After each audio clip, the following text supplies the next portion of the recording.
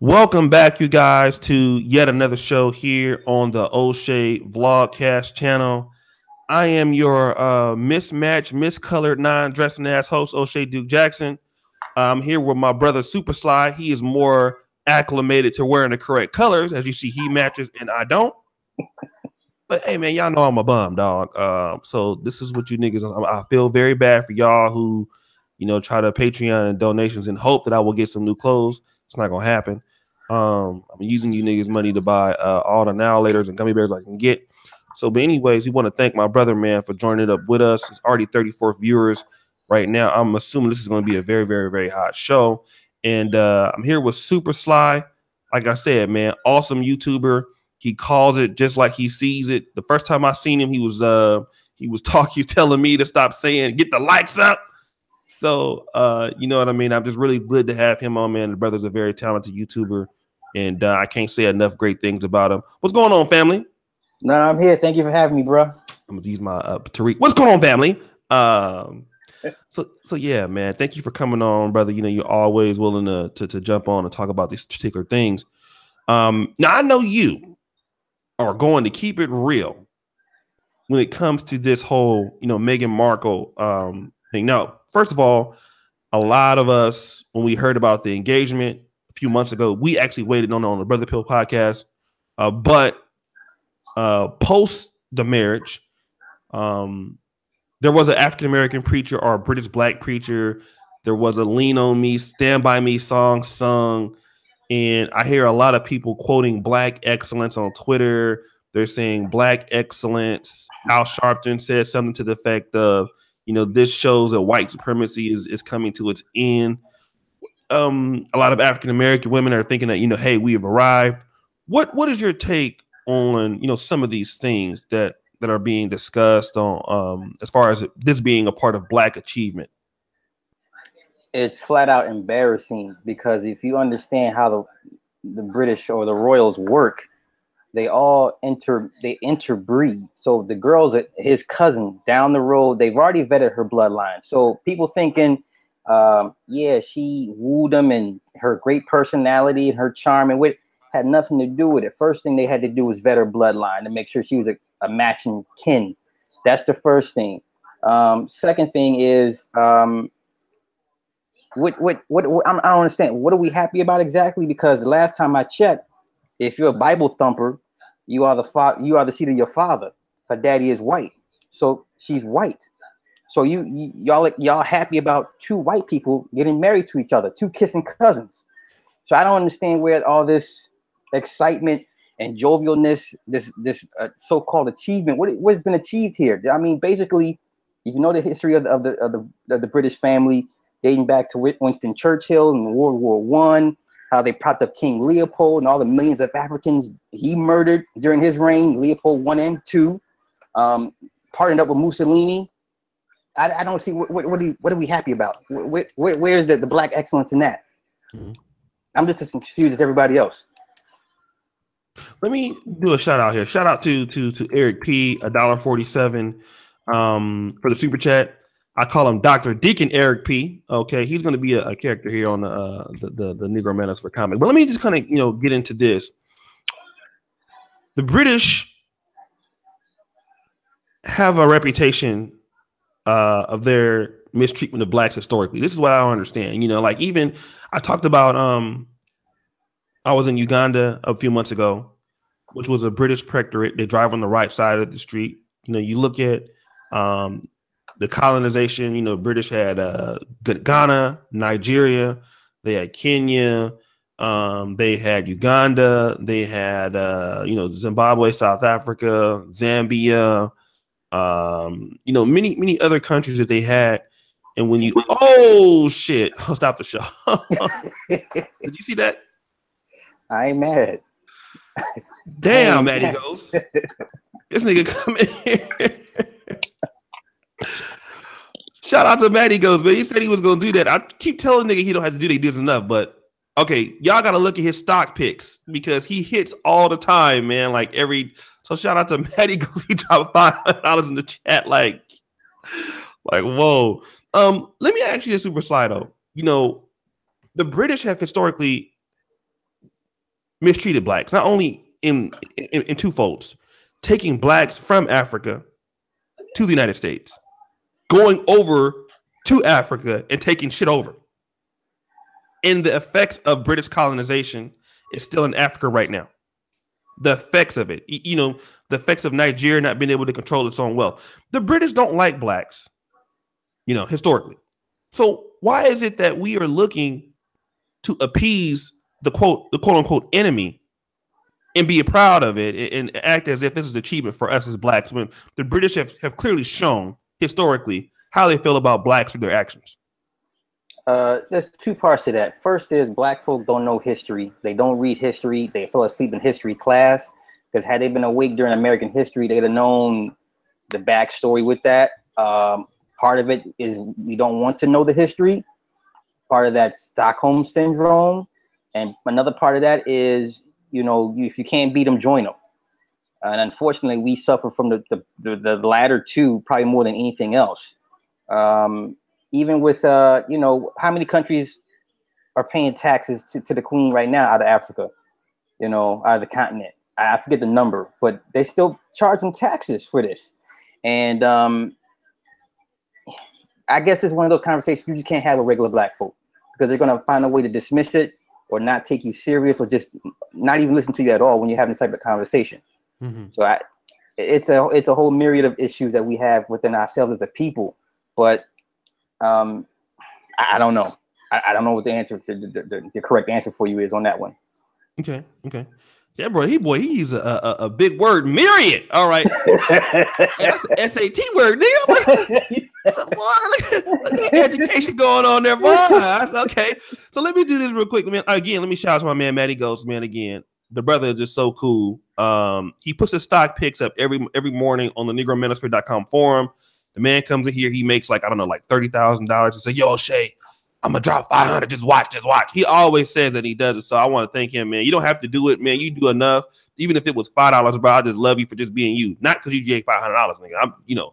Nigga, please. You don't have to do all that. But you could put something on the strippers, $30, $20, something like that. But damn, 500. Appreciate you.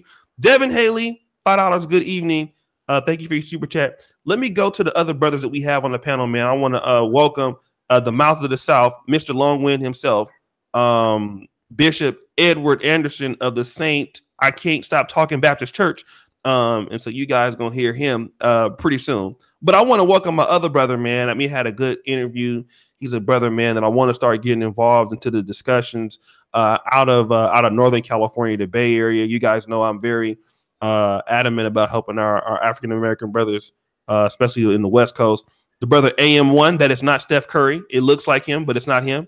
What's going on? What's going on, AM1? Hey, I'm good, y'all. What's up, brothers? Yeah, I'm sounding cool. Y'all hear me? Yeah, man. Good. You scored 26 points, man, in the second half of that Rockets game, dog. You know what? I didn't even see that game, even though apparently I was playing in it. We out here in the town doing it big. I'm right in the middle of that whole Barbecue Becky situation and all that, so I'm like really tapped in. I was over at this big ass, basically the new festival at the lake. We got it in real big. That whole barbecue and wild black that turned into this big ass event. It was like thousands of black folks out there getting it in, and the allies was in there supporting. Was out there shooting some video shit, so I'm gonna have some recap video and some coverage coming from that. So I'll say that to say I ain't even catch the game. I don't fuck out all that, but I guess the Dubs blew them out though, 40 points or some shit like that. Yeah, they really got on them, man. So again, welcome, man, to the show. I want you to kind of bring you in. So guys. Shout out to my brother AM1. He was on a show about 3 days ago. It was a great show, great stream. Let me ask you this, man, because you have a heart for Black America. Obviously, you're involved in your community in Oakland, California, and I start seeing a lot of things about this marriage. First of all, did you have any personal opinions on Meghan Markle marrying Prince Harry and the coverage that kind of Black America was responding to it?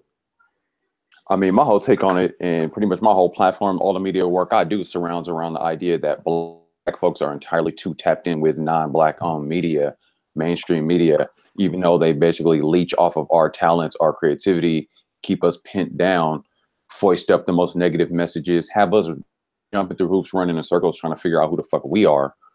All of that gets on my nerves. I'm trying to grab collective Black folks by the shoulders and shake us up and say, stop tapping in with that. So this whole situation with who's marrying who, this whole shit is all part of that. It's stupid to me. Even the Kanye shit, the Donald Glover shit, I guess they're back on R. Kelly's line heavier, the Bill Cosby stuff. All of the stuff you're seeing with Black folks in the mainstream, to me, it's just one big head fake and distraction that's keeping us just sucking off the tit of that when we need to unplug from that, but try to tell Black folks don't tap in with entertainment. But as far as the whole interracial thing, I mean, this Meghan chick, I guess she's mixed or whatever. I mean, I'm light as fuck myself. Both my parents are definitely darker than me. So I got some kind of, genetic jump or whatever. I mean, if I showed you a picture of them, you'd be like, these are two regular ass Black folks. I just happen to be light. I don't know what it is. I mean, I don't know. I don't sweat the whole thing. It's all stupid to me. It's a distraction, but I see a lot of women are getting their feelings about it. It's making a lot of people feel good. Or then there's the whole thing of, is she even Black? Are we trying to recruit her into being Black? She's mixed. This whole argument is stupid. I just came off Chrissy's chat and it was going heavy in that. She's not even Black. Is she Black? I don't know, dude. It's just stupid to me. She got it popping over there. She has like 2,000 people watching right now. But check it out. I dropped her, not to hijack everything, but I dropped her a super chat, $5 super chat, and specifically said, look, if we're not disconnecting from mainstream media, we're not fixing no problems. So what's the solutions? Is this just another echo chamber situation like Cynthia G, where you want to wrangle a bunch of people in and just talk the same issues that are stemming from your emotions? Or are you really trying to build solutions? Like, what's the deal? This shit is a waste of time. No, I definitely agree. Let me go to Reverend Long-Windedness himself, Edward Anderson, man. You know what I mean? He's up and coming. Not even though as a commentator, man, but he has a little YouTube channel. Not little, because he had it popping last night on this channel. Shout out to Edward Anderson, man. He's a smart brother. Edward, man, what's your take on this thing, brother? I mean, what's up, everybody? I mean, I see my little YouTube channel as just a little outlet so I could vent my bullshit so I don't do it here. But it's my own little therapy session. So anyway, too much gas in the tank. But what I will say is, as far as this particular issue, there's a couple things with that. Number one, Meghan Markle, as far as I'm concerned, is not Black.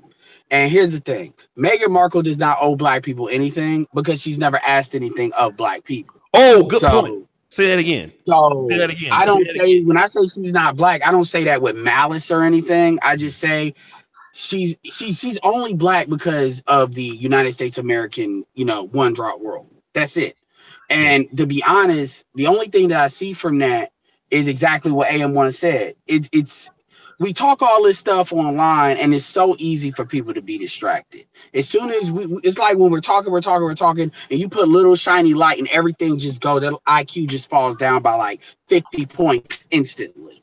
And we just was talking about the Donald Glover thing, and they were giving Donald Glover all this heat. You know what? Let's go back before Donald Glover. Let's jump to Tyrese. This chick, as far as I'm concerned, looks not too much different than the woman Tyrese was with. And everybody was giving Tyrese all this crap, Black women, saying, oh, how dare you call her a Black queen? Well, that chick is darker than what the Meghan Markle is. But we calling her a Black princess?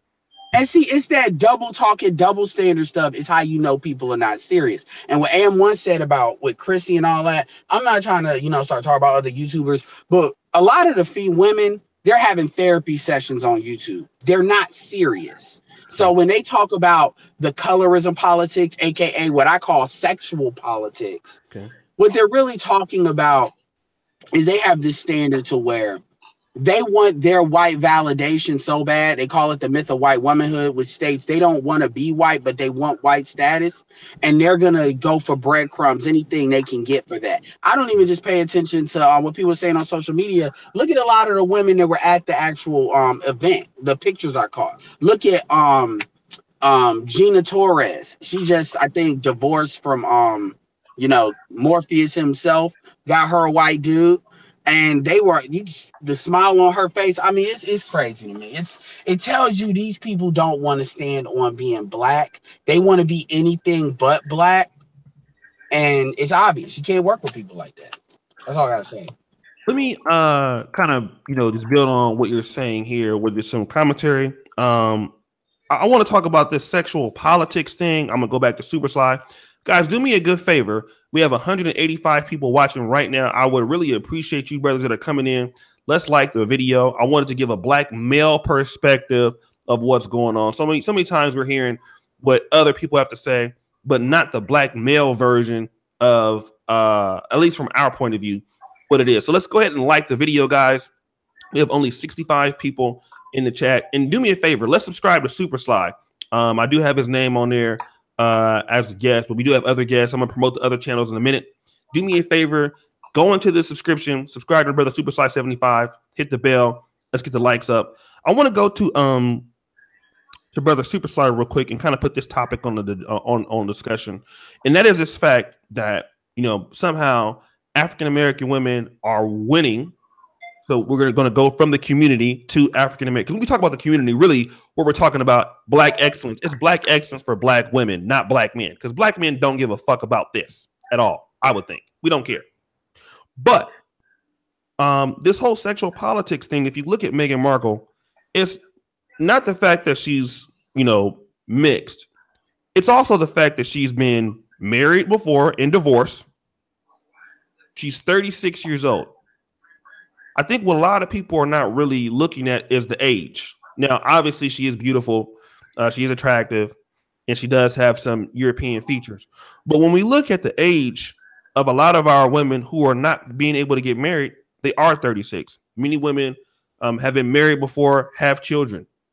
Do you think that the fact that she was able to be 36, married before, then get a guy that's younger than she is, and a guy that has a lot of wealth and comes from, you know, one of the greatest historical families, royal families ever in the history of the Western world, do you think that this is an incentive to black women in our community saying like, hey, you know what? There's some hope for this. And shout out to Cupcake Larry. He emailed me about this today. Do you think that this is a glimmer of hope for some women to say, hey, okay, now we have hope. The 30 and up group, the divorce group, the baby mama group, if she can do it, I can do it. No, not at all. Not even the slightest. I think people need to, people tend to keep forgetting she's this dude's cousin. At the end of the day, she's his cousin. Right. Now, once you figure out that problem, then you can work on the rest. You know, she's his cousin. I don't know what it doesn't go. The conversation really stops right there. She's his kin. And they're not going to let you in there. Doesn't matter how educated, how pristine, and how well spoken you are not part of that family. If you know anything about how bloodlines are kept pure, they interbreed, period, point blank. And 2 points I want to make real quick. Did we not just see this dude, Prince Harry, in a Nazi costume for Halloween a couple years ago? Did everyone forget all that? Did we not just hear Prince William last year in a statement saying we need to urgently depopulate Africa? So what does that mean for the rest of, you know, people that look like us and me and you? That's how far gone a lot of our women they are. Like, they don't, as long as it benefits them, they don't care about the collective, they don't care about the communities, they don't care about nothing else but themselves. As long as they get their piece of the pie, they're okay with that. This is what we're up against. So, like I said, unless you can figure out the whole kissing cousin thing, then you might have a shot. Let me do this real quick, and this is important. Brandon L says, if Prince Harry marries Leslie Jones, then yes, they have. All right, let me do this real quick before we, guys. Thank you for being on. This is what we want to do. There is a brother, Reuben Foster, who is locked up in China. Right now, not in China, but Reuben Foster, the guy, not Reuben Foster. There's a brother that was locked up in China right now. Reuben Foster's on the Niners. So I will do the Reuben Foster show sometimes this week. You know, we'll weigh in on that. But let me kind of get to brother AM1 real quick.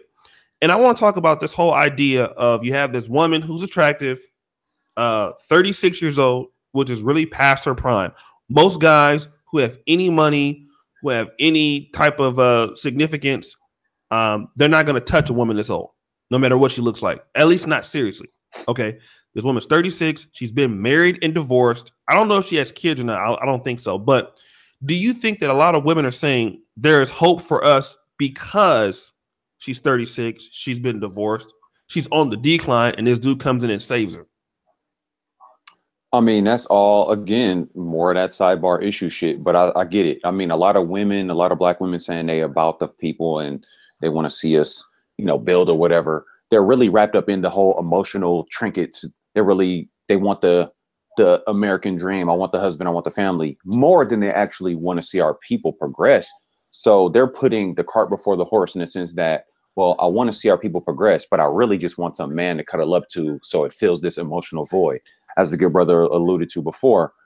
I mean, I didn't even know the whole situation of them being cousins, but it makes sense because they definitely keep their bloodlines pure. So he dropped a real gem there. People understand exactly what's going on. Okay. They'll understand that this is all a manufactured, kind of contrived idea anyway. Who cares about a royal family? I don't even big them up as far as any kind of royalty. And then, yeah, if you study the history of what that family has been about. But of course, a lot of women are going to just fall into the whole idea of, oh, she got married late in the game, I can too, which is a sidebar as distraction issue.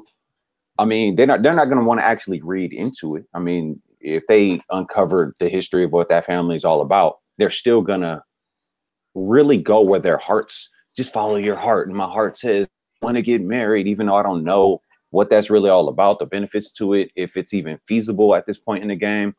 It's again, a bunch of head fake shit. It's definitely touching and pulling women's heartstrings like that.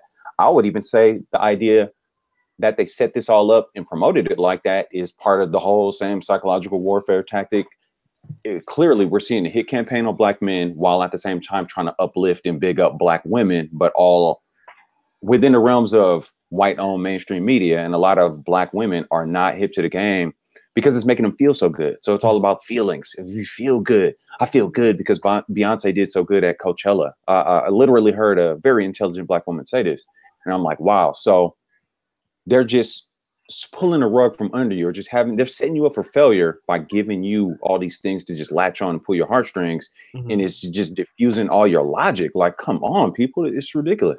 Like, I don't know. It's all a distraction. If women are that wrapped up in getting married, low key, you're a part of the problem, because people talk about promoting the black family, marriage and all that, which I'm all for the black family. Mm-hmm. But at this point, we're so behind in the game. Like I said before on a chat with Oshay the other day, black men and black women, put your private parts away, build collectively amongst yourselves.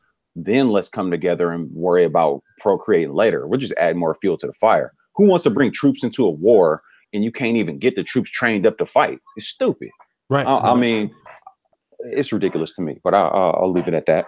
Okay, no, you win. I got to start having you on. I told the brother, I said, man, I'm going to start bringing you on, man, to the things. And what's so funny about him was he never asked to come on to the show. He just sent me like, saying, and I was like, bro, let's do the show. Came on. He's a hit, man. So hopefully we can start getting him more involved and getting his channel up.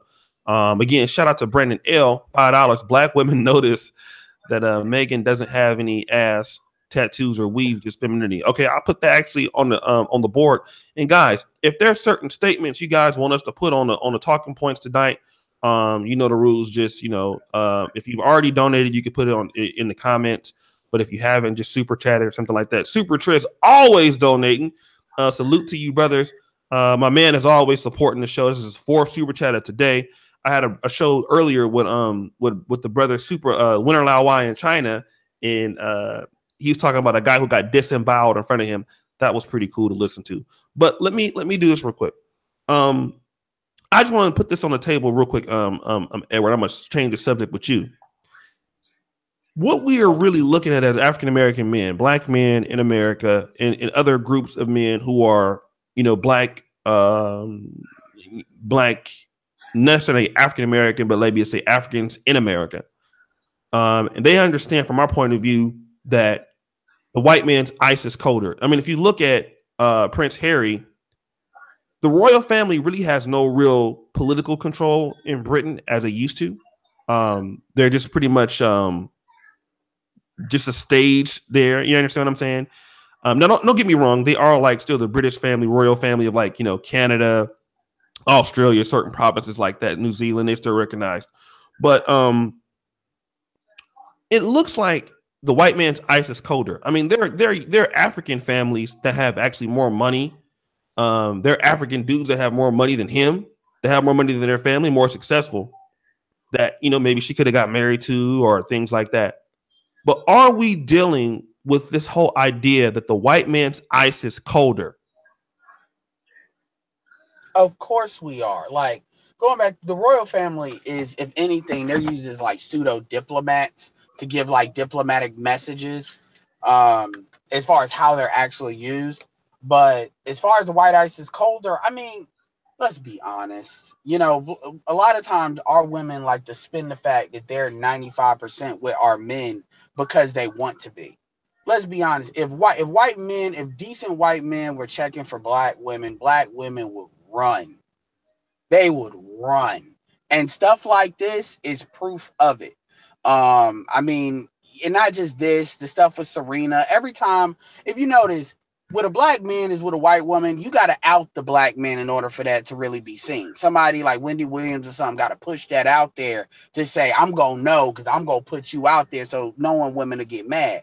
Versus with women, they always do this thing where they want to stick their tongue out. And this is not every single black woman, but this is like the 80-20 rule.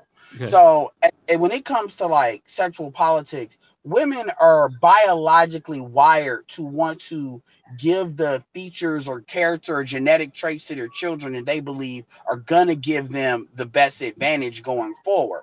And when you live in a system of white supremacy like we have for as long as we have, going through what we've gone through, I mean, heck, you see women buying hair and doing all of that to basically cultural appropriate the look of white women in general. So you think that doesn't feed into the same thing? I mean, up till 1992, light skin was in. Like 1992 to me is that like great cutoff point between like the 80s and then what we see today. You know, all of us are in the age range, but that's kind of like how we grew up in. So it's always been that way. I mean, don't get me started on the hair again and all of that. But when they see something like that, that's a symbol to them. And it's funny. I mean, even, you know, AM1 mentioned Chrissy.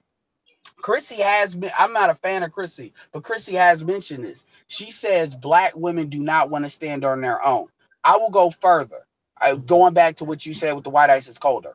If you notice, black women bitch about the white beauty standard, but when have you heard a black woman saying we're going to tear down the white beauty standard? Give me an example of when black women have ever really attacked the white beauty standard. Because I can't think of one, and I have a pretty good imagination and good memory. I don't know. I don't know either. In fact, I see those same women, like, we won't call any names, but definitely we see the, you know, different messages, but the wearing of, you know, certain, you know, weave is a big topic here among some people saying, you know, I see more black women acclimating to, you know, looking certain ways. And also what I also hear is these same African-American women saying that we don't promote them enough. So let's put this, let me ask a secondary question before we go to Supasly, and let's try to make it quick. You know, is the Meghan Markle image, because, you know, the kind of, you know, lighter skin, you know, black hair, straight hair, are we as African-American men, because AM1 always talks about this whole idea of, you know, blacks need to have their own media. We need to represent our own image. Are we as African-American men, are we not putting our women in a position to represent them fully in the image to promote their beauty standard to other black men? Are we lacking in doing that? Okay, that's a loaded question, because I would say the short answer would be no, but the more contextual answer would be, is that our responsibility? Okay. I mean, you got to think about it. Our women don't respect us, and it's not that they don't respect us because of what we haven't done for them. Everything the black woman has is because a black man fought and died for it. We fought in wars. We did the civil rights. The dogs chased us. The hoses were at us. Black women wouldn't have anything if it wasn't for us. Right. And you say it yourself. When you look at the economy and all of that, I mean, the spending power, why don't they take some of that spending power and some of that education and actually create systems like they know, like they act like they know how to do to promote them damn selves? Otherwise, they need to fucking get back in line and watch how we do it. Oh, the other thing I'm going to say real quick is when we can, we do. Nate Parker does, Kanye West does in his artistic work. Donald Glover, the Deadpool movie just came out. Zazie Beetz was broken by Donald Glover on Atlanta. I didn't know who Zazie Beetz was until she was on Atlanta. So when we get the opportunity to do so, we do so. But it's never going to be enough for Black women. So anyway. Okay. Let me do this, guys. Do me a favor. We have 278 people watching on the live stream, and you guys know how we do it here. Come in here and hit the likes up. Now, you guys know this is a Black male podcast. We do here. If you can support the stream, you know what I mean. If you haven't done it in a while, I like to see new people or people returning. It's nothing for you to put in $1, $2, right? And the reason why is because whatever you do, it helps. Don't look at that big donation and say, "Oh shit, well, I ain't gotta do nothing tonight." No, nigga. You know what I mean? Because we got the moderator awards coming next month. We got to pay for that. Shout out to you brothers who's been helping us on the Patreon and all of that, right? We were able to send out like over 13 plaques for our NegroManosphere.com awards. We have the form. And by the way, that $500 donation that you guys see is due to a brother who puts his stock picks every day up on the NegroManosphere.com forum, which is financed by you brothers, right? That watch the stuff and Patreon us.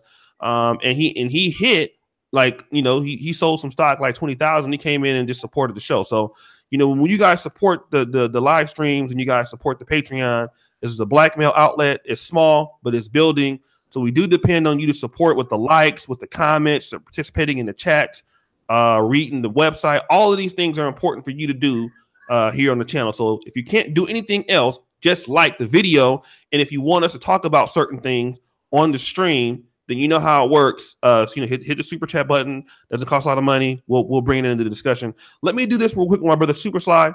And shout out to Larry Mallory. Supasly, go ahead and build on whatever you want to build on, brother. And then I'm gonna ask you a secondary question and keep it going. Well, I understand women are attracted to power, and who's more powerful than any race of man is the white Caucasian. I get that. Another problem I do see that even if all the Black men in America got their stuff together, I don't believe that Black women in mass would still submit to them.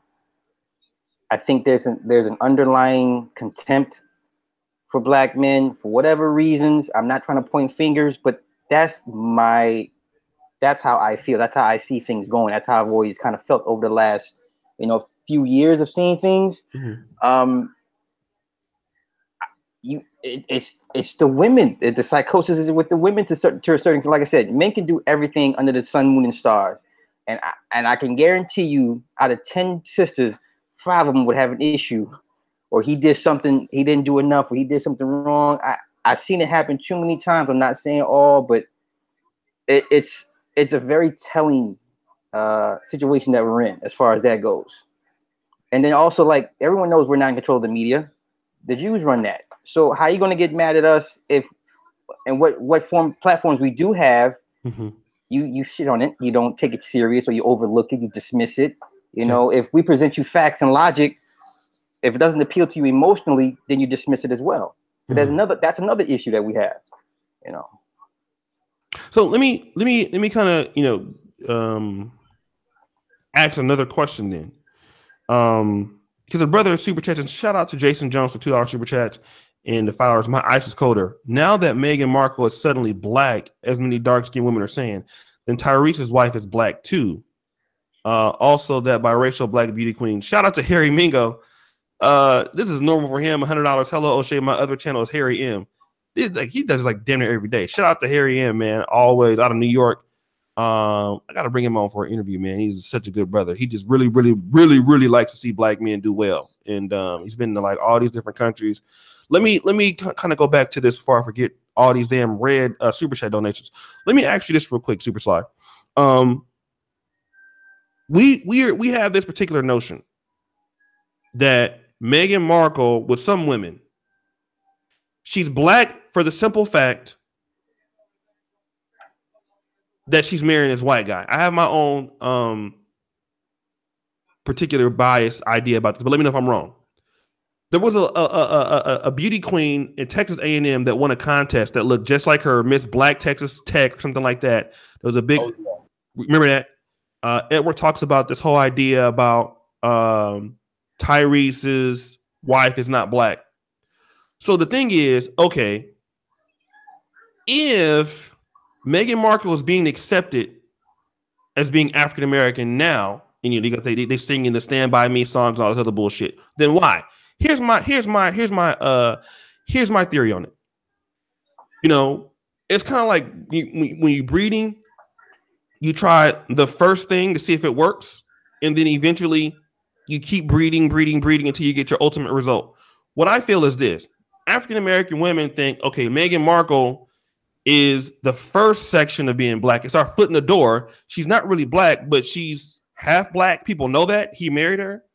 Eventually, as time goes on, these white men will start marrying darker and darker and darker and darker and darker and darker and darker women to ultimately one day they'll be marrying like a Nigerian lady that's real black as a future queen of England. So I think what black women are doing is trying to just use her as just a foot in the door for future generations of blackness. So that's kind of my theory in it. But why do you feel that they are pushing her in this particular, and not all black women are pushing her, don't, you know, shout out to those people who are not. But why do you think that the same black women who may have said Tyrese's wife isn't black are, but Meghan Markle is black, Barack Obama is black? Why do you think that Meghan Markle is now getting this push from African American women? Because it fits their narrative for now. But you've never heard Meghan Markle not one time call herself black. She says she's always grayed out the box or put something else other than black. That woman is the furthest thing from black. You will not catch her utter black out of her mouth. And then, you know, you talk about the history of the mulatto. That's a whole nother discussion. You're just talking about mulatto women. And like when you were asking your questions, the first thing I thought about was the movie Queen with Halle Berry. And I remember the character Halle Berry. She grew up with the white girl, and that was her best friend. And then, like 80 years later, Halle Berry's at the side of the road, and the same white woman she was friends with years ago, she says, "Hey, aren't you such and such?" And I remember you. And the white woman's like, "I don't remember you." And then Halle Berry spit in her cup. That is what will end up eventually happening. And if women think that these men of means and resources from other ethnicities are going to marry dark because it suits their narrative, if that were the case, the majority of these women would be dark complected.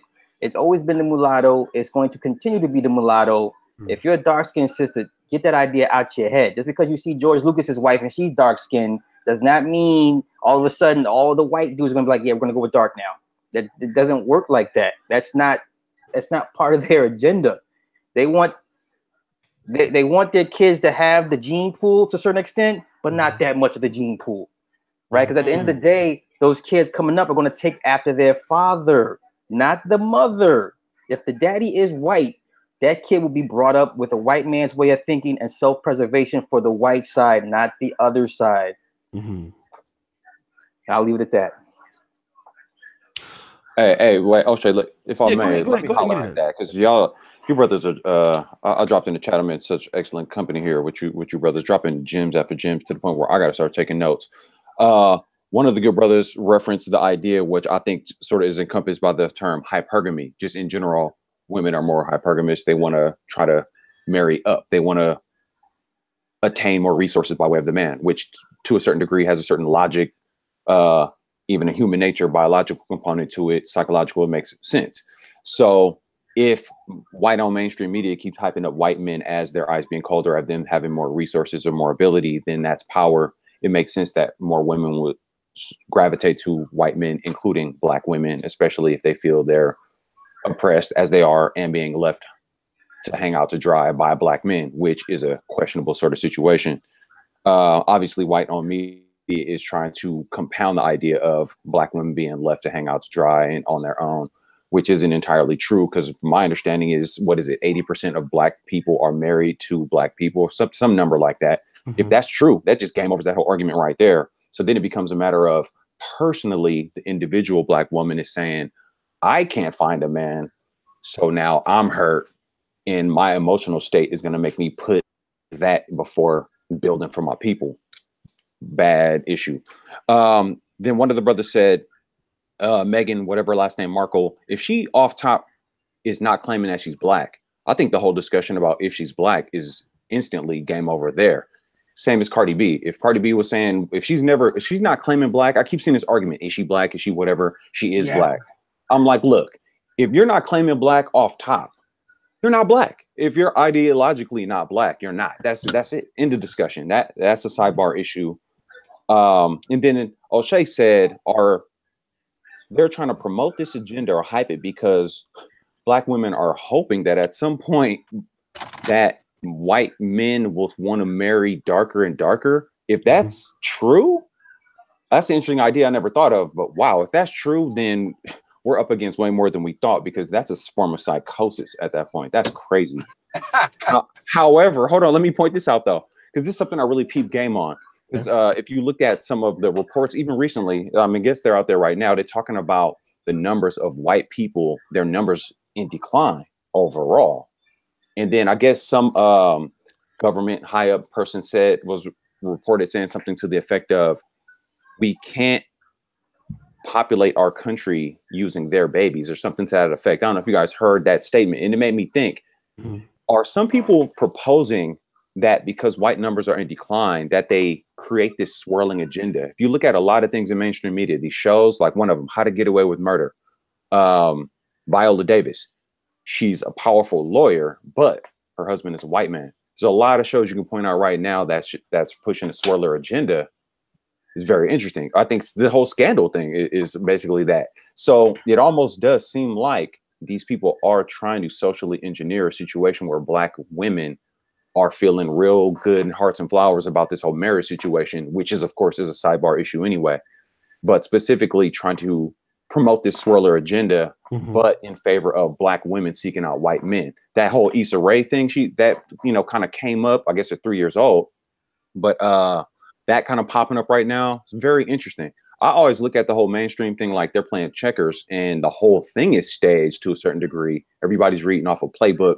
Look up Operation Mockingbird, like what they do with the news. Everybody reporting the same stories, even across vast regions, letting you know that it's all scripted.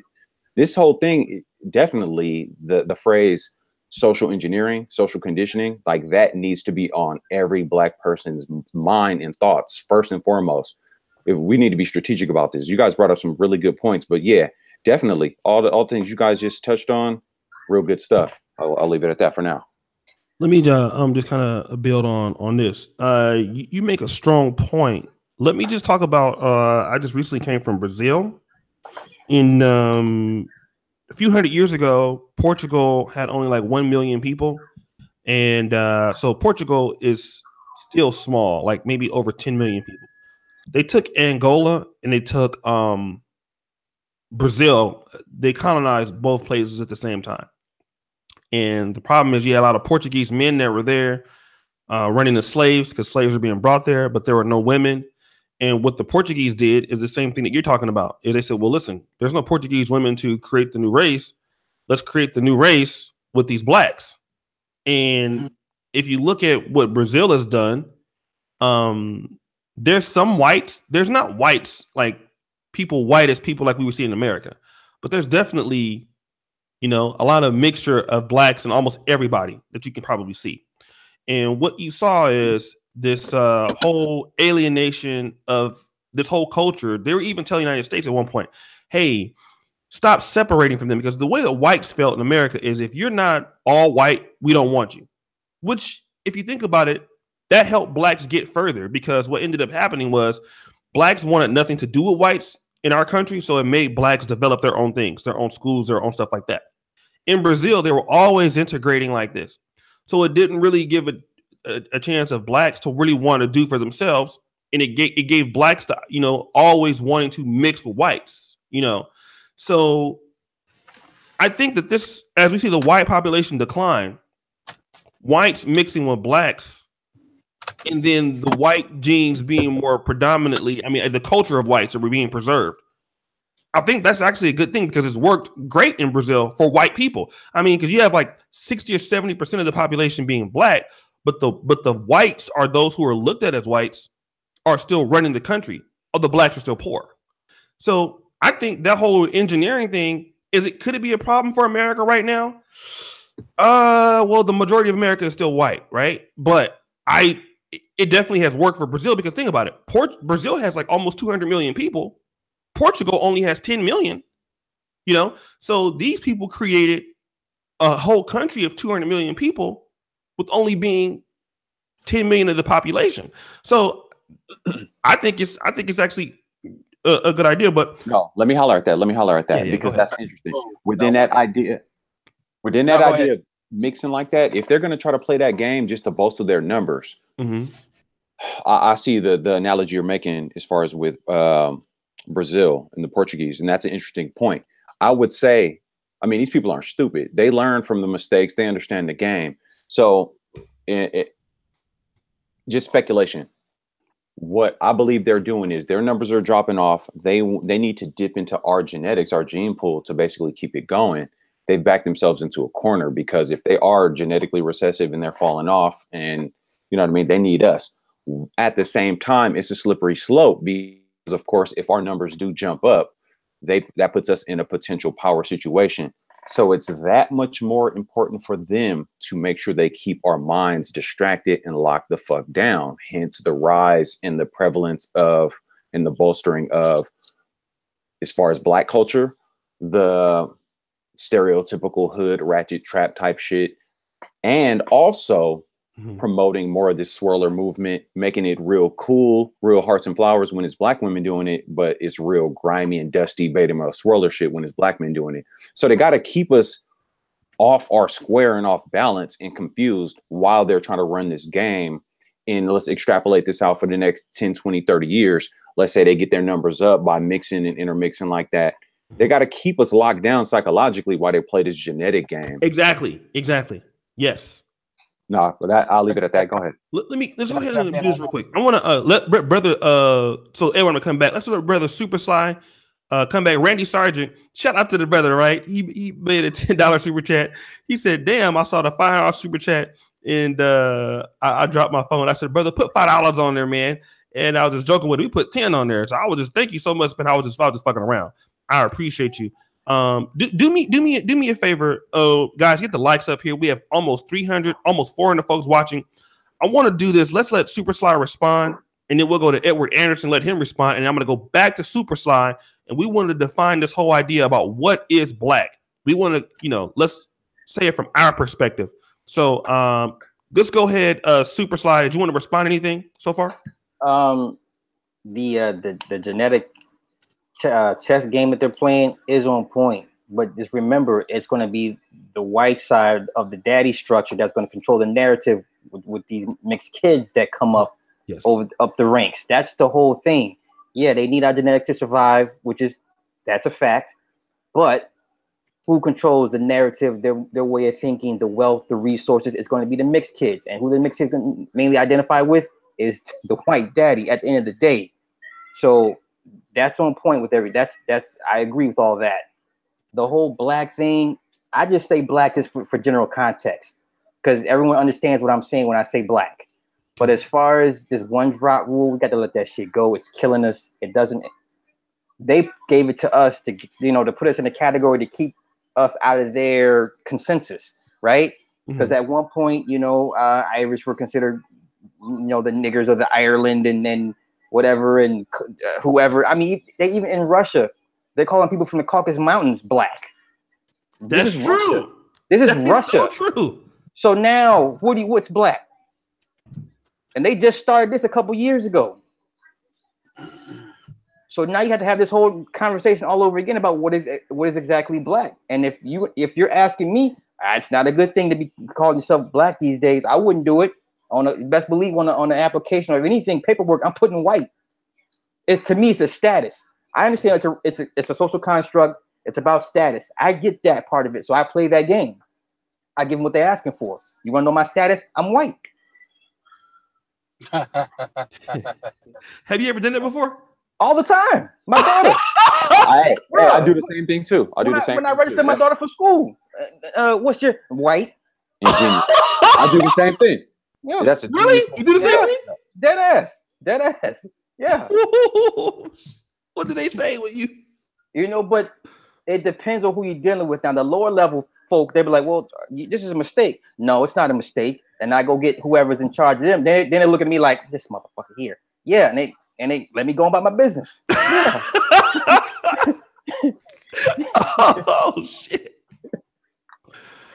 Oh shit, Kelvin underscore 396 said he does the same thing. Oh man. Okay. That's interesting. Let me do this real quick. We can come right back to Supasly, but let's Edward, go ahead and weigh in on what you wanted to say, brother. All right, there's a couple of things I wanted to jump in with this. First of all, AM1 is dropping some, really good points, as well as Supasly. Actually, you're taking a lot of stuff I would say, so I gotta sit here and start typing in my notes. Yeah, Supasly is smart, man. He fuck around. Yeah, as far as the TV shows, look, I watch a lot of TV.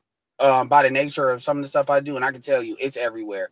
The CW network, across the board.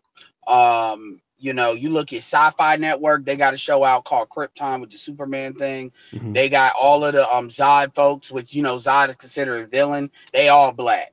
So they making the villains look black, and the daughter, the wife is chasing the main antagonist, which is a white dude. They got this other show called The Expanse. Same thing. So show after show after show after show after show has that same narrative where a black woman and white man. As far as I'm concerned, I consider that psychological rape, because that is disrupt. Look, if black women want to date white men, let them. So this is not about jealousy thing.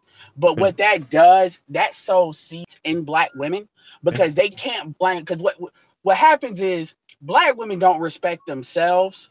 And they hate themselves. And what they do is they project that onto black men because they're black and their position in this society. Say something. Say not all. So I say not all. So they don't say 80% to varying degrees. Only 20% actually. Not all YouTube. Straight gems. Well, let me say this. Oshay, I agree with that. But Oshay, let me tell you something. Intelligent people shouldn't have to say not all. Right. And that's for all of the audience people, the women that get triggered. You know who I'm talking about. And if it feels like I'm talking to you, I am talking to you. So another thing is they tend to show gay black men, and if you notice, they're amplifying gay black men where they're amplifying the interracial stuff, because they're trying to send a message saying the only good black man is a gay black man. Also, if you notice in Black Panther, the only person they didn't really big up T'Challa's intelligence, but they did big up Killmonger's intelligence, kind of sending the sub message that an intelligent, because he was in MIT, that an intelligent black man is a bad black man. Also, another thing I want to go down and say, our population has been estimated at up to 18% if we count all the Afro Latinos in the United States of America. Okay. Another thing I would say too is, has anybody ever done a percentage of what's the percentage of black people that are in the Americas based on the one drop rule in America, like in all of the Americas? Because I would be interested to know that information. As far as Cardi B, you're absolutely right with Cardi B and Amber Rose. They never claim black.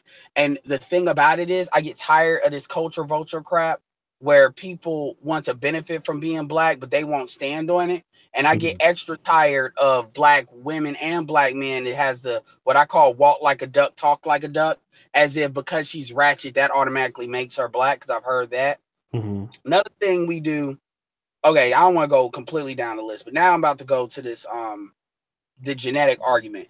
Okay. Understand, black people don't understand culture. We don't talk in culture. We always talk in genotype and phenotype. We never talk in culture. And that's what AM1 was talking about if you don't even culturally identify as black, then that's in the discussion. Okay. Because mulattoes have the ability to go either way. Now, also, as far as, this is the last point. Now, when you look at, you gotta understand the majority of wealth is in the United States of America, as far as the output.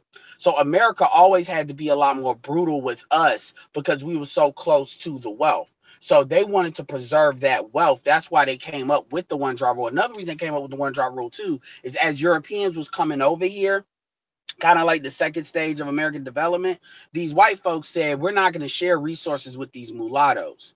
You need to push them down. And that's when that decision came out talking about the one drop rule for the new whites that came from like the potato famine and all that bullshit. You know, the serf whites, the poor whites that wanted to amplify the United States of America.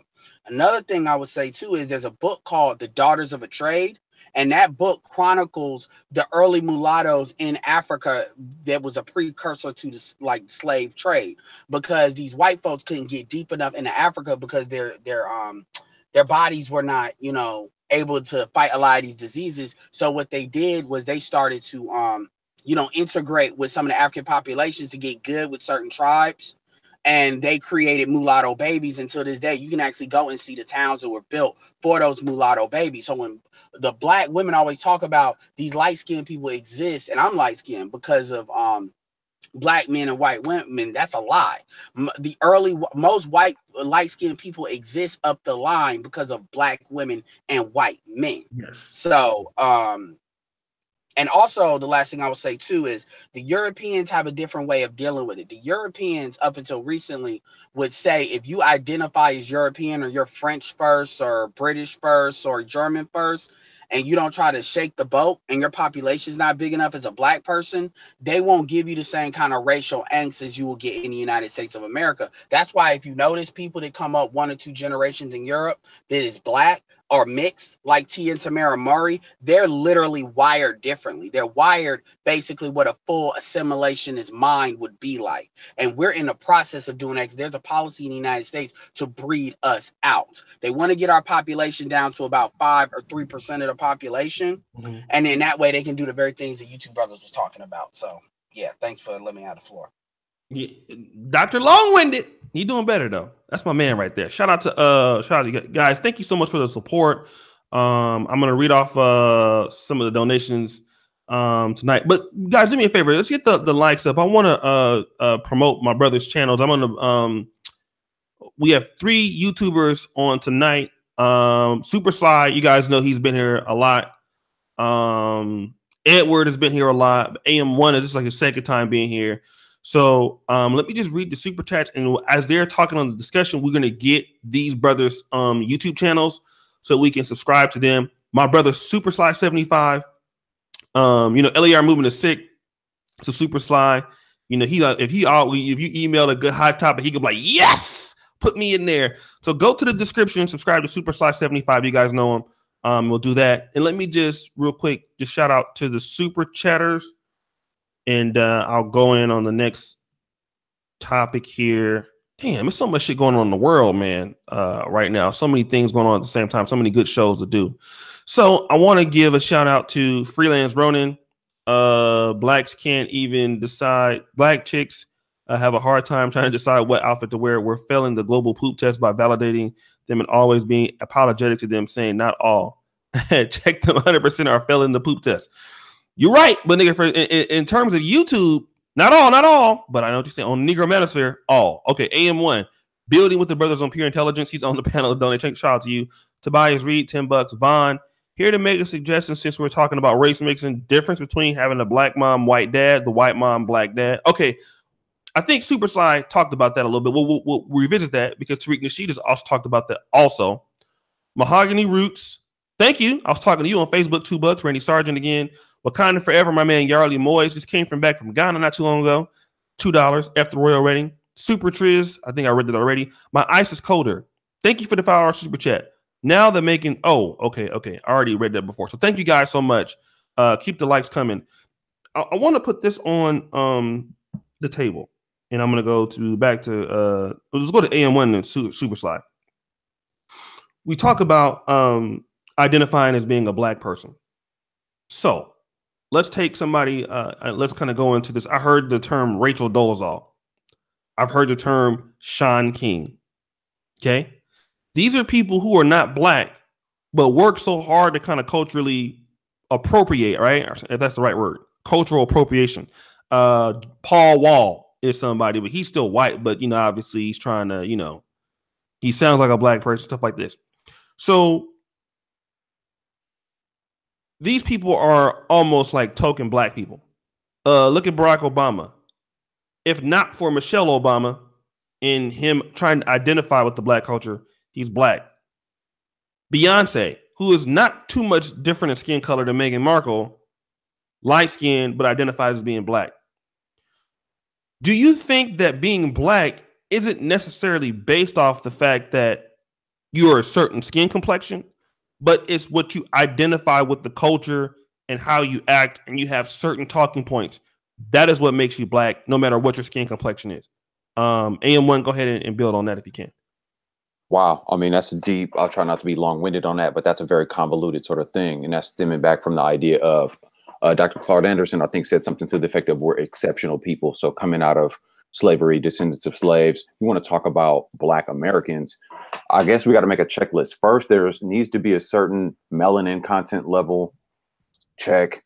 But then beyond that, as far as Black America, there's certain experiences that come from the plight our people has faced, referring to specifically descendants of slaves, that are ingrained into what we could call Black America, that sets us apart from all of the diaspora, you know what I mean? Like from Africa to all around the world. I mean, if you were to want to take it on another level, as far as just melanin, in theory, Indians of India are Black, if you want to keep it real, aside from some of their hair textures. But I mean, even on the African continent, there's different groups that run the gamut of different hair textures in different phenotypical brain structure or facial structures. You know, you get what I'm getting at as far as, like, you know, the overall representation in genetics. But I mean, I think it has to be a checklist as far as color, kind of understanding historically the soul, the plight of Black folks, how we deliver and execute and just drip and ooze that soul, that spirituality, that vibe. And then obviously you got to claim it. If you're not claiming it off top, you're canceled. We went over that. And then sort of the idea of really, first and foremost, most importantly, what are you doing for your people as a Black person? That needs to be on the list. So it's kind of like, if you're not rocking like certain touch points, you're kind of, it's, I guess, a percentage game for the most part. But I would say, first and foremost, what are you doing for your people? That's the high bar, really. Some people would argue that Rachel Dolezal is going hard for Black folks, but you miss some of the qualifications on the checklist because you're not Black, as far as the whole melanin genetics game. So I think that would cancel her out. I mean, it's a very interesting question to ask. I don't know if I could even sum that up just in this quick. I mean, should we do a whole stream just on that alone?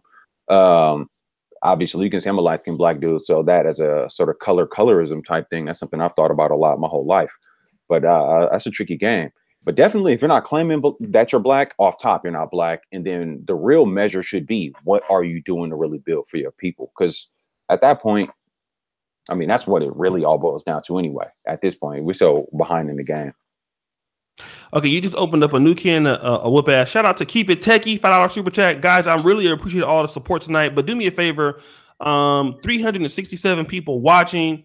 And I need people to do me a favor. Who has not subscribed to NegroManosphere.com and need all the free ebooks that we have? I just need to know. If you don't have the ebooks, put your emails in the chat, okay? And what I'm going to do is I want to talk about this because Edward had a pretty good show last night, and this is kind of going back to a subtopic. We'll come back mainstream on the topic tonight. But this whole idea, let's say Meghan Markle, we know that she's not, but let's make the situation hypothetical. Meghan Markle identifies, and I think that AM1 and Edward are going to have a disagreement on this one. And I disagree with Edward on this one too. But let's say Meghan Markle is pro-Black. That doesn't matter what her skin color is. Let's say she's dark. She marries Harry, the white man. Is she still considered a part of being Black, although she has a white husband, especially somebody who is a part of the kingdom that took Blacks from Africa, the same kingdom that started the United States in the brutality? He is a representation of everything that's happened to African Americans in Nigerians, Kenyans, Ugandans, all these things, right? That family represents that. In this particular case, can a Black person marry this person or somebody from that family And even if they are doing things for the people, let's say certain things, are they still, let's say, pro-black? And this is a different conversation, but let me go ahead. I'm gonna go back to Eric, but I'm gonna start with Supersly real quick, and I'm gonna go to Edward because we're gonna kind of talk about this real quick, and then we'll go back to the main situations. Those people who want all the ebooks, the comics, stuff like that, drop your emails. They're all free. Don't worry about anything. I'll get them to you right now. Let's go to Supersly, and his link is in the description. Supersly, go ahead and see if you can answer that for us. Let me ask this question first. Remember when Gary Owens, the white comedian, and him and Michael Blackson were going back and forth with the snaps back and forth? Yes. And then Gary Owen had his black wife say the nigga word for him. Yes. Does everybody remember how it made you feel when you had this white man on command have this black woman call another man nigga at the behest because he couldn't say it? Right. We are the only people on the planet that have replaced tribalism for color. If you pull out your crayon box and you pick out black, you are not that. We have to shake this color mindset. I'm not even trying to preach no other doctrine, but everybody else has a culture or a tribe that they can call their own, that they refer to. I don't know what the fuck black is. What is that? Because most things that black folk identify with, I don't identify with. I don't listen to rap music anymore like I used to because I'm 43 now. What I want to listen to 50-year-old rappers for? What you going to rap about? Young as fuck. Thank you. But you and AM1, y'all both old as fuck, but y'all look like y'all about 20. But there's certain experiences and certain ideologies I don't get down with that black folk. I can't. It's not conducive to me, to my mindset, to where I'm trying to get to in life. Right. Okay. And all you gotta do is look back to the Christian slave codes, the Virginia Act of 1865, when they purposely put this color thing in place to kind of shift away from you having a culture or a tribe. I'm not gonna get to the Black's Law Dictionary, black means death. I don't want to get into all that. I'm just saying we're the only ones that identify themselves as a color, and everything is not based off color. They have a law structure in place to deal with us because we call ourselves a certain color. And if you understood Admiralty law, you'd stop calling yourself black. Now, I get why we say it for general context, but we need a new general context. This is not working for us. And I've never understood a group of people just fighting so hard to be acknowledged as a freaking color. It's killing us, literally. Your kids are not black, okay? Don't send them to school having your kids thinking they're black. You're doing them just a disservice. Now, if that's some psychosis you can't shake, then you wear that. But don't put your kids on that. Give your kids a chance to at least learn for themselves. This conversation can go 10 different ways just off the black thing alone. So I don't want to get long-winded, but that's just my point on that, if I even made a point. So let me ask you this though. For those people who feel like I'm pro, okay, let's say somebody who says they're pro-black, let's say somebody like I'm pro-black community, I'm about black business, about the black race. Do you feel that person can successfully marry a white person and feel that way? No. I don't see how. You talk about the Donald Glover thing. I don't see how, because somebody has to acclimate or acquiesce to the other side's culture at the end of the day.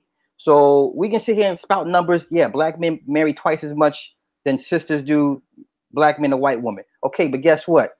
The black man still acquiesces to the white woman's culture. Mm-hmm. That his monies goes to their communities. His resources usually go to their community. So the whole thing is, where's the money going? Because it's not coming back here.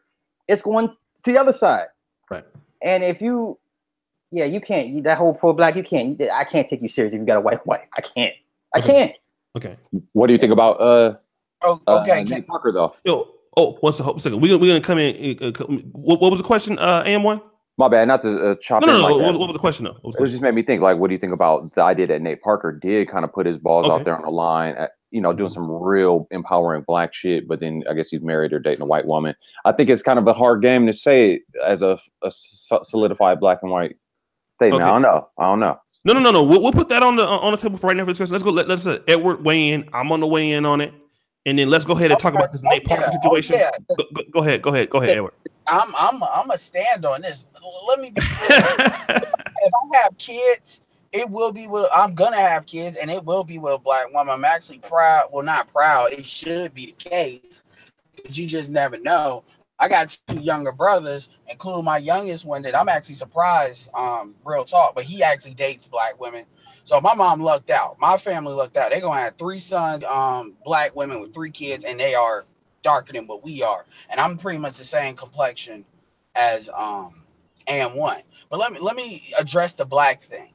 When we talk about black, when we talk about what that means, we're talking about the African American clan. What is the African American clan? That is the descendants of slaves. So when we look at things that Oshay talks about, like building of the HBCUs, our struggle within the United States of America under British rule, under American rule, we have a very unique experience. We have a culture of resilience. We have, most other groups believe we should be destroyed or dead by now, and they are really wondering how in the hell are we still here? And we're not only here, we are growing. A lot of stuff, if we get out our own way, we can actually dominate more, which is actually a big reason why white folks come at us as hard as they do. White folks have to come at us harder in America than they have to come at anywhere on the planet. Mm-hmm. Anywhere on the planet. And most black, I gotta say this, and Tariq Nasheed has said this, if you're gonna have the melanin people, regardless of what tribe or culture you want to call it, rise, if it doesn't start here, it probably won't happen, because everybody else is already ceded to this standard that is white is the best. Now, you also ask, and I get where you're coming from, but you also ask, like, why do you call yourself black? Don't hate the player, hate the game. White people established that rule, and the folks that wanted to say, like in Africa, that wanted to say, I'm my culture. Shout out to 2 channels, From Nothing and Home Team History. They will break down African culture like I've never seen it in 10 minutes. And those fools ain't long-winded, and they give you a lot of information really quick. And they teach you about like the British, how long it took for them to break the Ashanti Empire, which is what Ghana brought from and stuff like that. You will learn so much about actual culture. And I respect what you're saying about culture, because black people need to start talking more about culture. We just do. So I'm not going to deny that, but that's why we say that. We say that as a way to define who we are, because I would say if we're not going to call ourselves black or African American, then what is something that we're going to call ourselves that encompasses everything? Because I will argue with you that I'm not the same culture as like the Nation of Islam, even though I'm from Chicago, but what they do does benefit me. That's the first thing. And that's just not me going against what you're saying. That's just me addressing it. The second thing, as far as can you be pro-black and sleep white, the answer is yes. Because at the end of the day, economics is the number one thing that creates the gasoline towards power. And the reality of the situation is, when you judge any black person or any melanated person, you must judge them first by, are they willing to break bread with you monetarily? These, when you look at what African Americans have done for Africa, through Pan-Africanism that us and Caribbeans have done, we have broken bread with them where we can. Not all black people, but the ones that's had the ability to do so.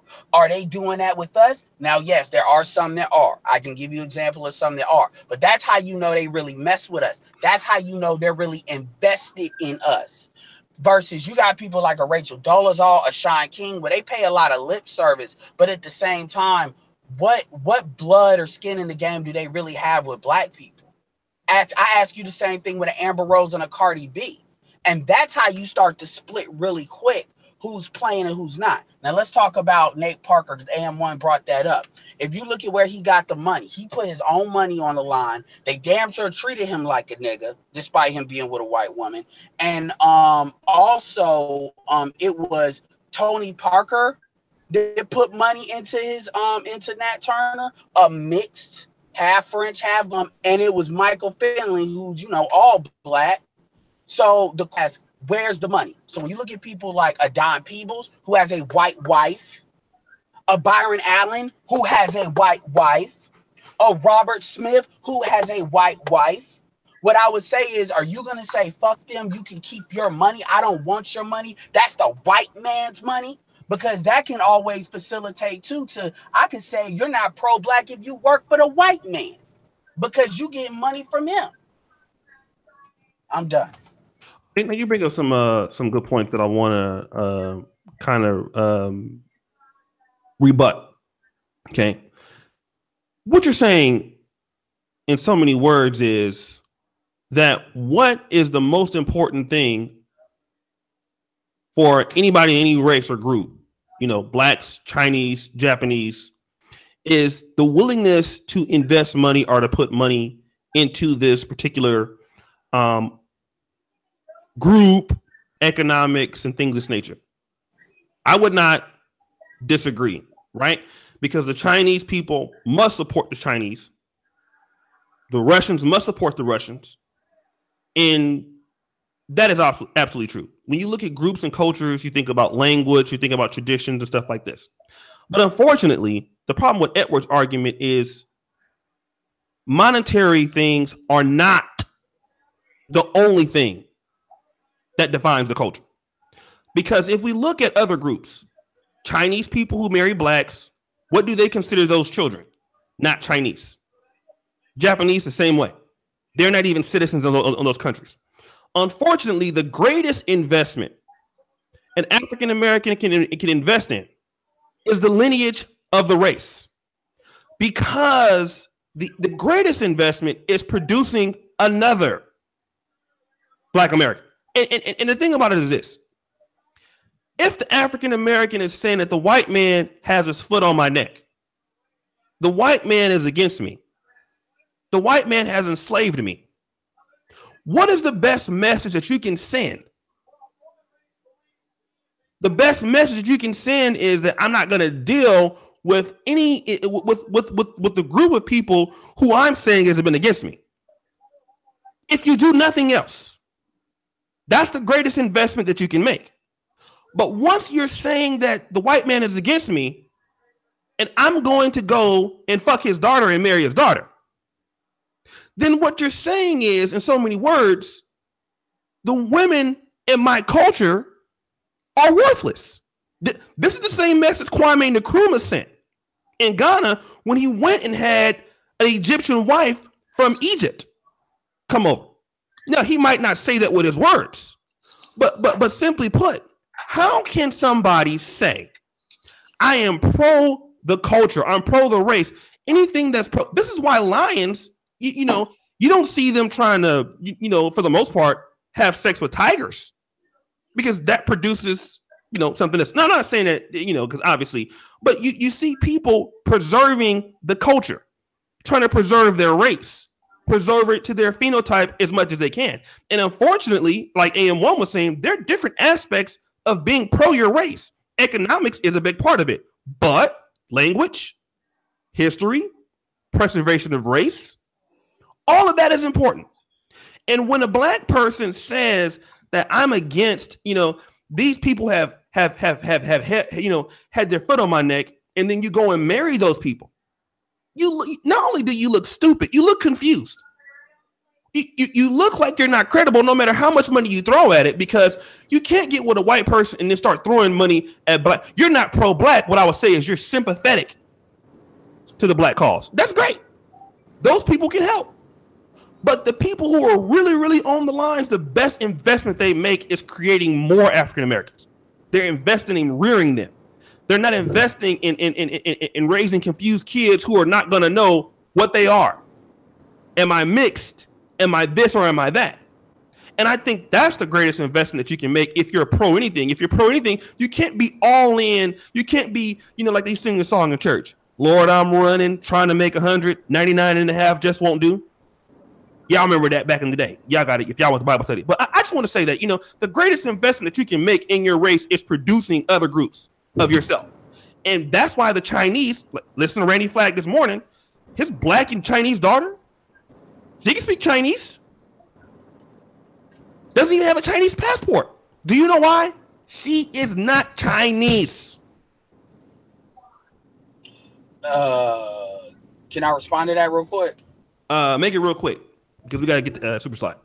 No, and I definitely get that. At the end of the day, I understand that. And what I would tell anybody is you can, rather than date interracially. Well, let me say this and be very clear about this. There's a difference between who you have sex with and who you have kids with. Let's be clear here. Obama, who a lot of black women won't throw under the bus, didn't have sex, as far as I know, with any black woman until he got with Michelle. And the reality of that, and I call that the Obama protocol. And at the end of the day, he understood what you were saying. But at the end of the day, man, like a lot of people will say you're not pro-black because you don't, you're having sex with these non-black women. So what about those dudes that come back and then they have black children, even though they had sex with non-black women? Would they not be pro-black either? Because that's a big thing a lot of people are putting out there. I'll tell you what. That's something that we can, because somebody super chatted that. Let me do that. Let me let Supasly weigh in on something, and we'll come actually to that as a group topic thing. So let me do this. Go ahead, Supasly, weigh in on it, and then we'll actually put that on the table right now. Go ahead, Supasly. No, everything you said is exactly how I feel, and I agree with everything you said. Everything. As far as the Obama part, no one was going to take him serious with a white wife. Not even white worked. He cast a spell on everybody because he brought out dark ass Michelle, and everybody fell for it, hook, line, and sinker. Now you see his daughters dating white dudes in college. How is that working out for everybody? You know, the only thing Obama did, I would give him credit for, was the Indigenous Act, and one of the last few acts he signed into office before he left. And if anybody knows what the Indigenous Act is about, basically that's your way out from you getting some type of nationality recognized with the UN, but you can't call yourself black. And the 2020 census, when they change it up, they're going to ask you, well, what kind of black are you on the census form? So y'all keep hollering y'all black. And the government every time gives you a chance to explain yourself, what makes you black, why are you black? And if anybody understands anything about admiralty law, for every problem they create for you, they purposely give you a remedy. They're not going to tell you what the remedy is, but there is a remedy for it. So 2020, when your Census Bureau comes back, pick out the black. It's going to ask you, what kind of black are you? Define black. These white folk are trying to help you to a certain extent recognize who you truly are as a people, and y'all don't want to do that.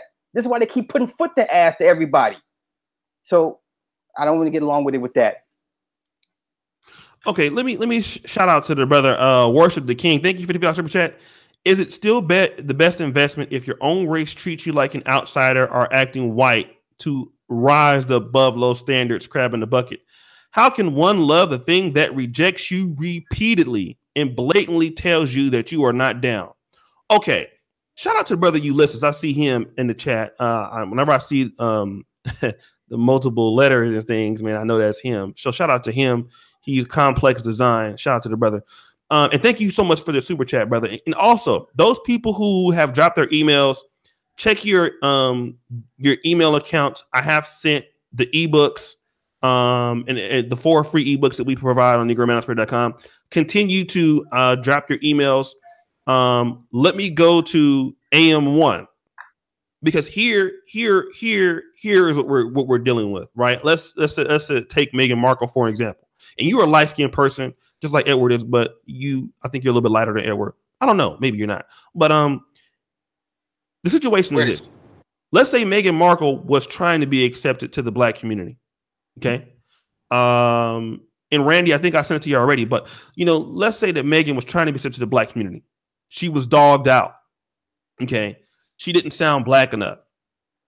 She tried to date black men, and there was some sort of an issue. They were mean to her, this, that, and the third, right? These are some of the things that we hear about folks from our own communities. I'm from Northern California, just like you. Niggas are savages where we at. Like, they'll make you feel like shit if you don't dress a certain way, if you don't talk a certain way. Then a lot of these brothers, especially in our perspective, right? We will start to deal with, other races of women, especially like a lot of Filipinos or whites or Mexicans. And they will start to take us in. They will start to be more nice to us, and then, we end up with other groups of people in dating and relationships because it might be a little bit better. Now, for those who read my article today on Negro Manosphere, I stepped in for Alan Roger Curry today and wrote an article called "Is Running to the White Man Better for Brothers?" So I'll post a link to that.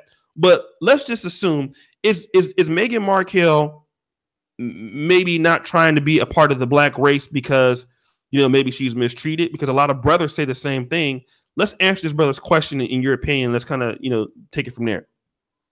I think one of the brothers said something that was really impactful as far as with the whole Meghan thing.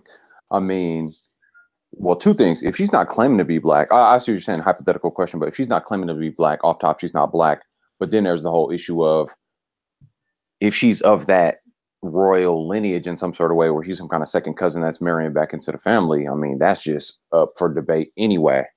But kind of where you're going with that question is something, me taking down these notes. I think a lot of what's going on with this whole, can you be pro-black but date white, or can you interracial date? A lot of it is an oversimplification, simply coming from the perspective that different regions have different concentrations of black people. Mm-hmm. Like the Bay Area, for example, is extremely diverse. Right. Oshay knows what's up with that. Yes. He's been out here. So it's very diverse. Me being a light-skinned dude, I've always got plenty of heat from my people. Like, I'm one of the lightest people in my family, and I'm talking about as far as my aunts, uncles, and a ridiculous amount of cousins. I'm like one of two. Like, there's only one cousin that's lighter than me, and he got one of them genetic glitches where he's super duper high yellow with the freckles and the red hair. He's one of them.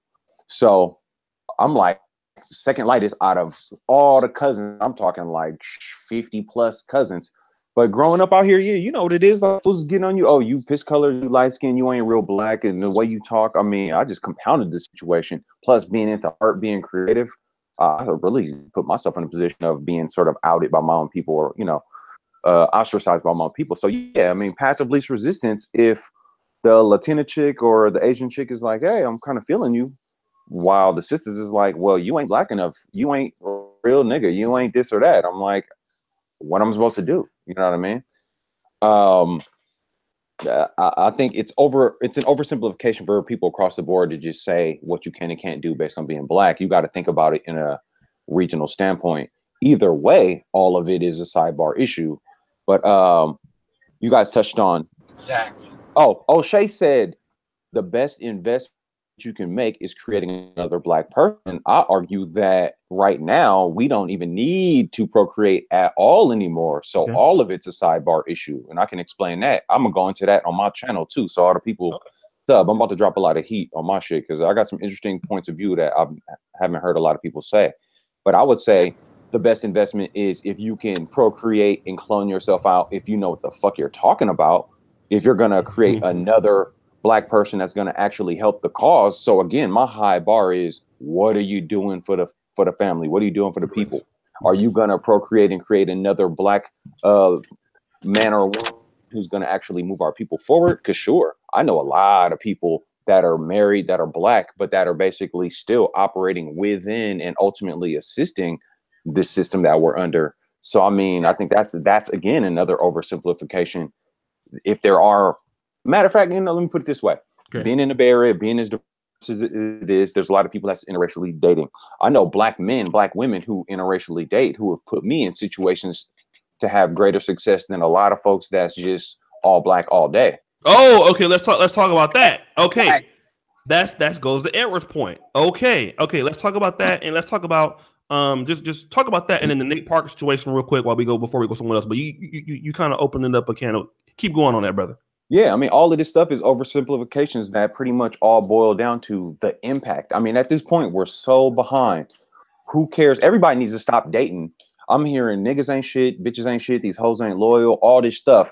We're seeing a rise and normalization of ratchet, but at the same time, where's all the good black men? What are good black men? You mean the nerd square dudes who ain't lit, who ain't, you know, trying to floss, who ain't got the grills and neck tattoos, ain't the hot boy dudes that we're seeing in their mainstream media? You know what I mean? Like, it's so many things being flip-flopped on us by way of their media is causing this confusion. So I boil it down to, what are the impacts you're having? If you're going to talk about being pro-black, you married to super white-ass Becky, but if you laying it down like, hey, first and foremost, any women that I interact with, for the most part, I mean, I prefer black women, but at this point, I don't care. I've had more sex in my life than the average man, probably a few million times over. Not a million times over, but I mean, at this point, I do not let my nuts and my dick control me. So it's whatever. Right. Like, I'm really trying to get it in for the fam and build. So I mean, everybody need to put their genitalia away if you're really serious about building. So the whole idea of who's interracially dating, who's marrying, or even procreating, to touch on Oshay's point, you got to be building for the people for real. Nate Parker, he's married to a white woman, but if you really putting your money where your mouth is and putting theoretically your life, your career, you see how they try to torpedo him. That's the measure for me. Let me. Can I? Yeah. I'm just saying one thing. Now, here's the thing. I don't think you can be pro-black community, but I do think you can be pro-black male and date whoever you want. Now, that's where I'm at.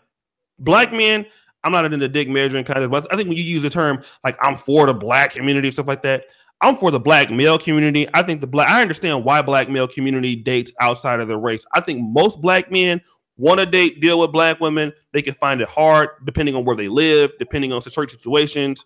You know, obviously, if you're in Atlanta or in the South, you'll probably be able to find more of a black woman than you are, let's say, in Stockton or, in Orange County. Okay, I understand that. But go ahead, Edward. Go ahead. I want to make this absolutely clear. Like, one thing that I would like, that I definitely want to do and want to build, is an infrastructure to really show black men, because the big problem is only 5% black people have passports. Okay. So to Supasly's point, a big reason why black people hold on to the color part is because they ain't never seen nothing else, like really seen it. Like, they've never seen different types of black people. Yeah, they may see Africans in gas stations, stuff like that, but they've never seen the diversity of even black people in the Americas, let alone you go to Africa and stuff like that. And that's no excuse, but that's a big reason why that is, and that is a problem. So I do agree with Supasly with that. And that goes back to what I said, but we don't identify in culture, so as a result, we think in race. Another problem, and this goes to what AM1 was saying, is the sexual politic argument is womb talk. That is a female matriarchal argument. And a lot of the stuff that you said, Oshay, is the same things I could say to a woman. As far as if I was telling a woman the best thing you could give to the black community is an actual black child. When it comes to the men bring resources into the community. Okay. And I'm not saying the dude should be, but what I'm saying is, if you take a dude like Don Peebles, where he has done business in Philly, Miami, he has given black people, he has given black contractors contracts. That is intellectual properties being passed on to these black, as far as knowledge, to these black men, to these black workers that can help a lot of black workers coming out of jail or prison. When you talk about people that are building economic infrastructures, which is like Dr. Clark Anderson said, and he's light skinned as a mug too. The issue black men is we don't have jobs. And we already know that they are not trying to let us into government contracts like that. They're not trying to let us in corporate America like that. So we have to, it starts with the economics. Now, I'm not saying the other things are not relevant, but let me keep it real. I'll say you can adopt a black child. You can be a godfather to a black person and be a mentor. You can be a mentor. There are a lot of ways you can do other than having a seat. Now, I'm not saying, again, black people should be with black women. You have African women, Afro-Latino women, African-American women, which I do date. But at the same time, the last thing I'm going to say is this: who you have sex with does not define who you are. And I will damn sure say this: if you're having sex with a whole bunch of like people, like non-black women and stuff, but you ain't had kids yet, and you're investing with black people, then it shouldn't even be a question in my point. Well, here's the thing. Like, I just want to say this. You're very right on those points, because, I'm big about that also. Here's the thing. From a debating strategy or argumentative strategy, if you would agree that white people have historically oppressed you, they are what's keeping you behind. They are what's keeping your people behind. And then you turn around and then you go out and you recreate with that person that you said that is keeping you and your people behind. That right there, you are actually exuding what white supremacy is about. White supremacy is about colorism. And if you create lighter people, based off of that talking point, it's the same thing. So from that particular strategy, that's what I'm saying. If you're a black person and those are not your talking points, fine. Yes, you're sympathetic to the black cause. You know, you're for the black race in certain aspects. I just think when you say that, you know, I am like a pro-black, I'm really for the community. If you're for the community, you know, a man cannot serve two masters. He will hate one and love the other. You cannot be in a bed with white people and then say that the white people are against you. I mean, so, you can't do that. What would you say about all these black women that are swooning over the princess then, or the new princess or duchess? Let me just do this real quick. Let me shout out some of the people real quick. I don't want to get too off base. I'll answer that in a minute. I want to shout out to a special lady, Erica Williams. I hope to get her on to a channel. She has a very good business channel. She has over, I think, almost 10,000 subscribers, if not more. She very, very, very, very, very, very. She's actually online right now. And I gotta really let me go over here. Let me go over here and super chat her real quick. She's a very lovely lady. Okay, hopefully we can get her on here. So I want to give her she has ebooks consultant, very, very talented African American lady.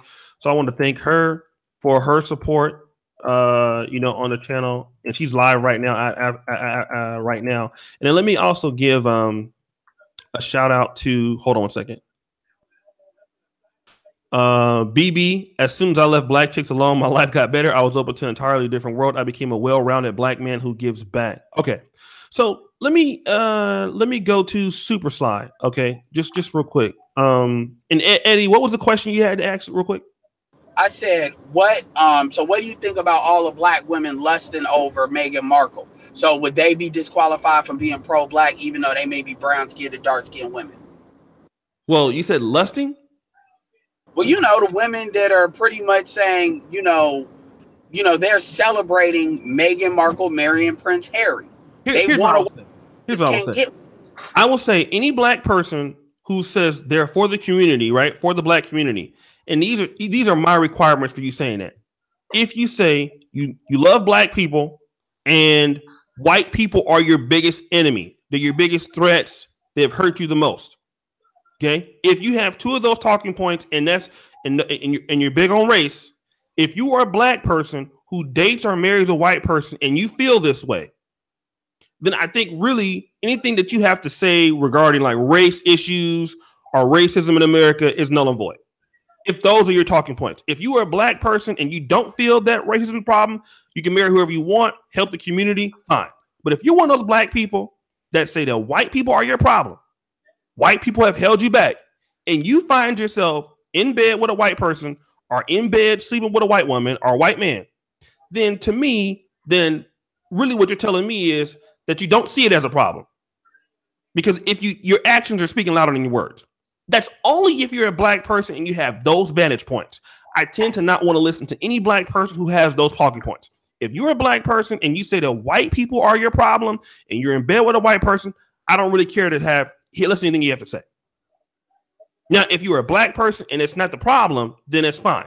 You know what I mean? But that's just my take on it. So any black man or black woman, if you say white people are your problem, white people are holding you back, they need to give you this and that, and you find yourself married to the same white person you're complaining about, why should anybody listen to what you have to say? That's where I stand on that. You know, and I don't say that they can't contribute. You know, I don't say that they can't help, but you can't talk about racism and you are with the person that you said is representative of racism. That's my point on that. Let me go to Supasly real quick. Supasly, thanks again, brother, for being here. I had some good talking points, man, questions. But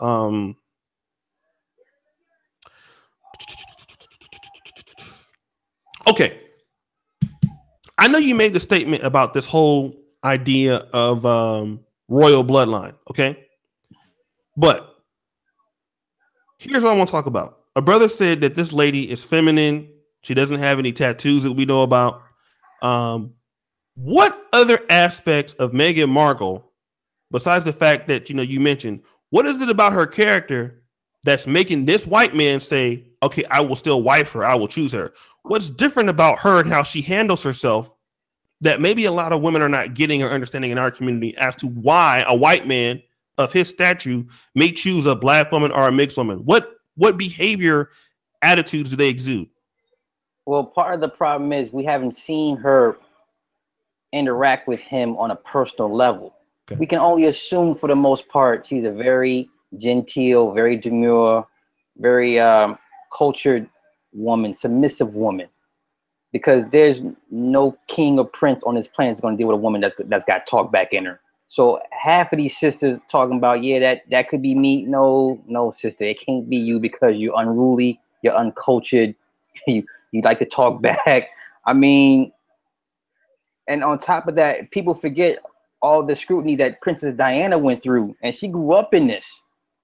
And the queen was still giving her hell, talking about you're not cultured enough, you're not doing this right, you're not doing that right. So you can imagine how much more scrutiny this sister's is undergoing right now. She had to delete her social media accounts.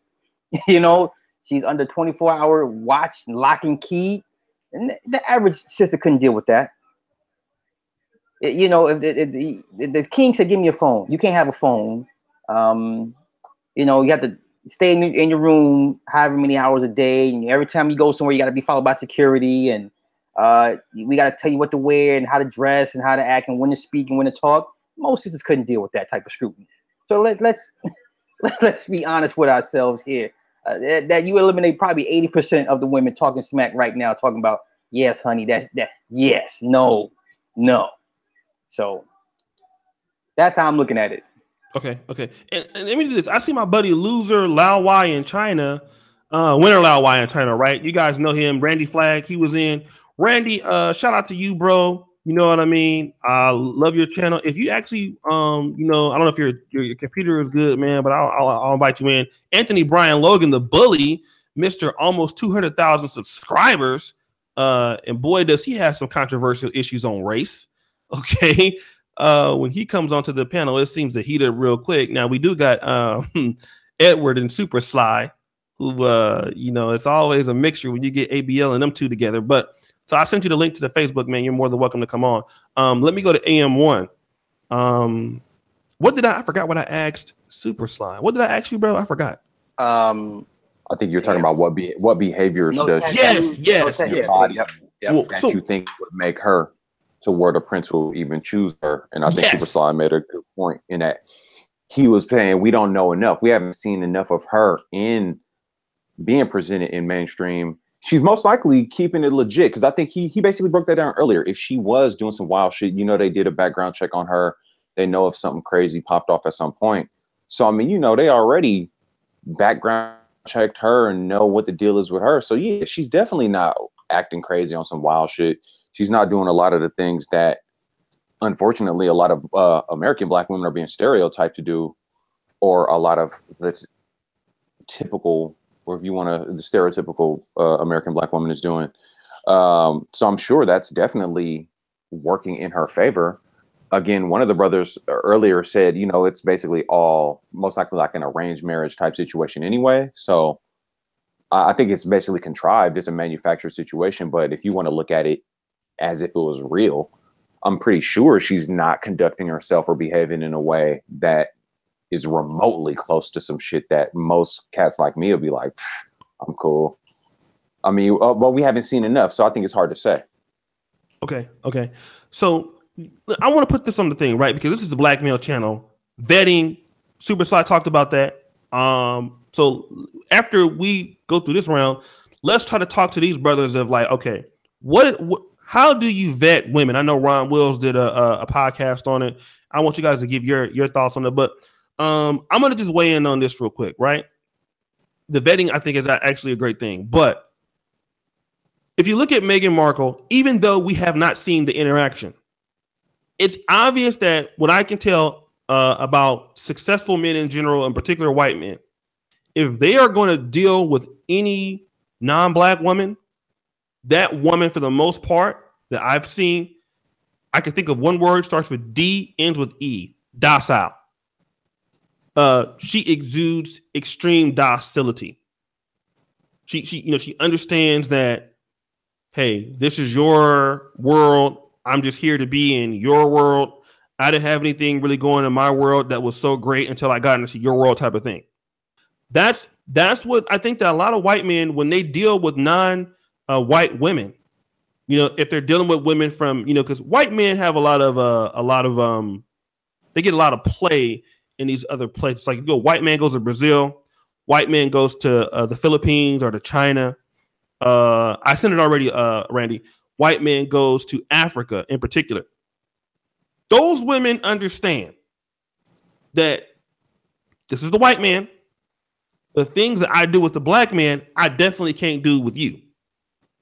Mixed women, African-American women, they know the same thing. Now, brother did say, what's the difference between having a mixed woman that's with a black dad, white mom, or vice versa? And guys, remind me to put that on the next thing here, that certain thing. But I think that what we don't know, if we can just guess about it, obviously she's vetted, but obviously at least she's going to at least pretend that she's docile. She might change up when she gets in there. But we do know that most white men are not going to deal with a woman that is 36, because here's the thing. His royal family is telling him all the odds. Number one, hold on a second. Mute yourself when you come in, bro. Sorry. Yeah. So, his counsel, whatever, right? They got to know that, okay, listen, Prince, she's 36. She probably can't have kids, right? She's black. Are you sure you want to do this? You know what I mean? So she has to exude certain things because he has other offers he can go. Why would he choose her? I mean, it has to be something about her that is extremely docile and extremely something that makes him says, okay, I'm going to take you over somebody else. You understand what I'm saying? Now, the vetting and all of the other things, and like maybe trying to get British into the world stage with Africa or other blacks, something like that. I understand that also. But I really feel that when blacks deal with whites, that black person is not going to touch that black person unless that person's docile. A white man with money and esteem, he's not dealing with the same shit that we dealing with. On average, it's not going to happen. So I can assure you that at least at best, she won't be all in the public circle. She's going to be, playing her position and things like that. That's what I think is going on. But let me do this. Let me go to Edward real quick. Oh, as far as why she's with him, I mean, you took the words out of my mouth as far as the diplomatic part. But I really don't know, because at the end of the day, okay, she was vetted, but at the end of the day, she was famous. So it wasn't too hard to vet her, because if she would have did a lot of crazy stuff, that would have been known. Like, I watched the show The Suits. I watched that since the beginning. So I knew who Meghan Markle was, like, way back when, and actually had Wendell Pierce from The Wire, and that dude's black as hell. And when I say black as hell, I mean he talks that shit when it comes to pro-black stuff out of Louisiana. That's who played her father, and I always thought that was weird until I did research on that. So I mean, I don't know if it's that she's this overwhelming docile woman or anything like that. I mean, we'll see. But then again, it didn't end well with Diana either, as far as the relationship with them. So I guess you never know. But I won't go. Real quick. I'm sorry. I mean to get my ABL on, which is interrupting people like he does all the time. But I think also in the vetting part, the fact that if Meghan Markle was married to a black man before and didn't have kids, she would have never got chose. What we're not thinking about is she was married to a white man before. I think they got a lot to do with it. Oh, yeah. White men are very strategic on the black women they choose, especially when we're talking about, or when I say black women, mixed women, especially when they're talking about who they're choosing to commit to. It's one thing is have some, gutter sex with a woman, as far as like how white men see it. But when you're committing to a woman, I mean, I bet you if you look at who George Lucas is married to too, I bet you she's pretty much probably been mostly with white dudes. Most of these women have been with mostly white, especially when you're looking at powerful white men. They can go. Most white women would want. So definitely, those women have been vetted. So I'll just leave it there. I'll leave it there for me. Hold on one second. Shout out to Wode Maya. Aya Maya. He's there. Randy Flags here. Wode, if you want to bring your ass on here, you can. I'll send you a link.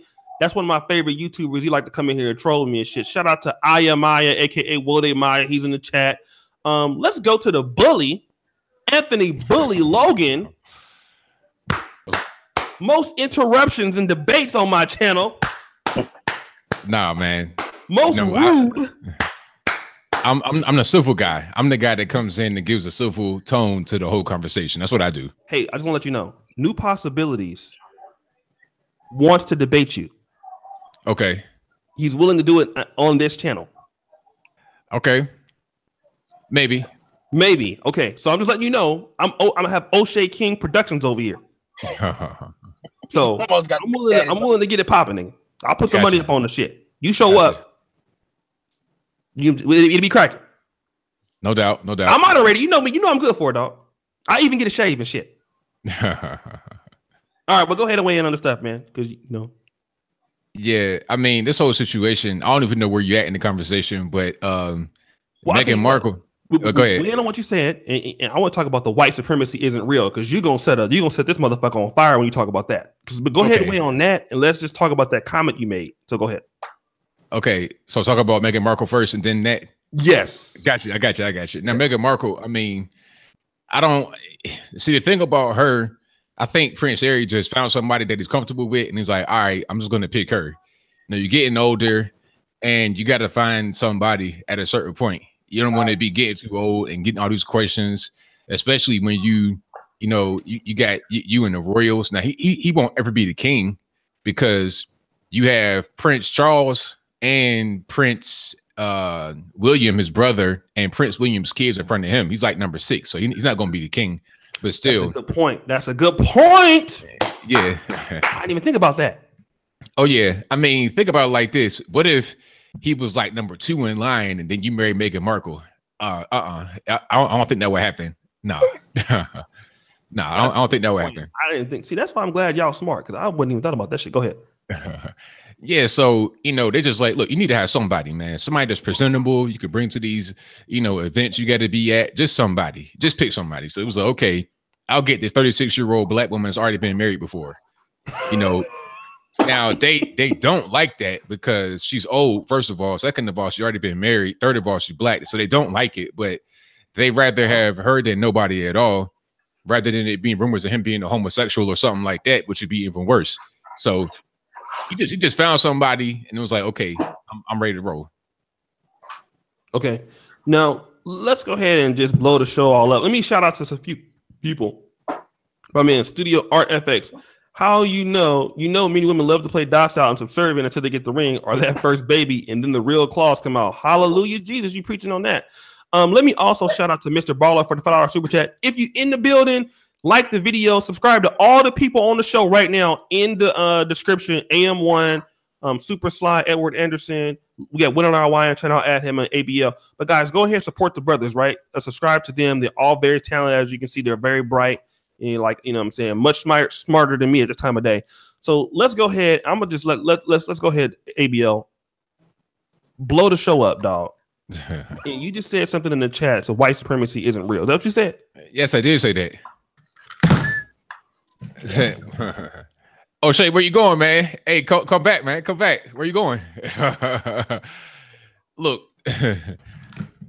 white supremacy. I mean, look. Anytime I hear white supremacy, why everybody want to debate you now. You know why you get these debate challenges.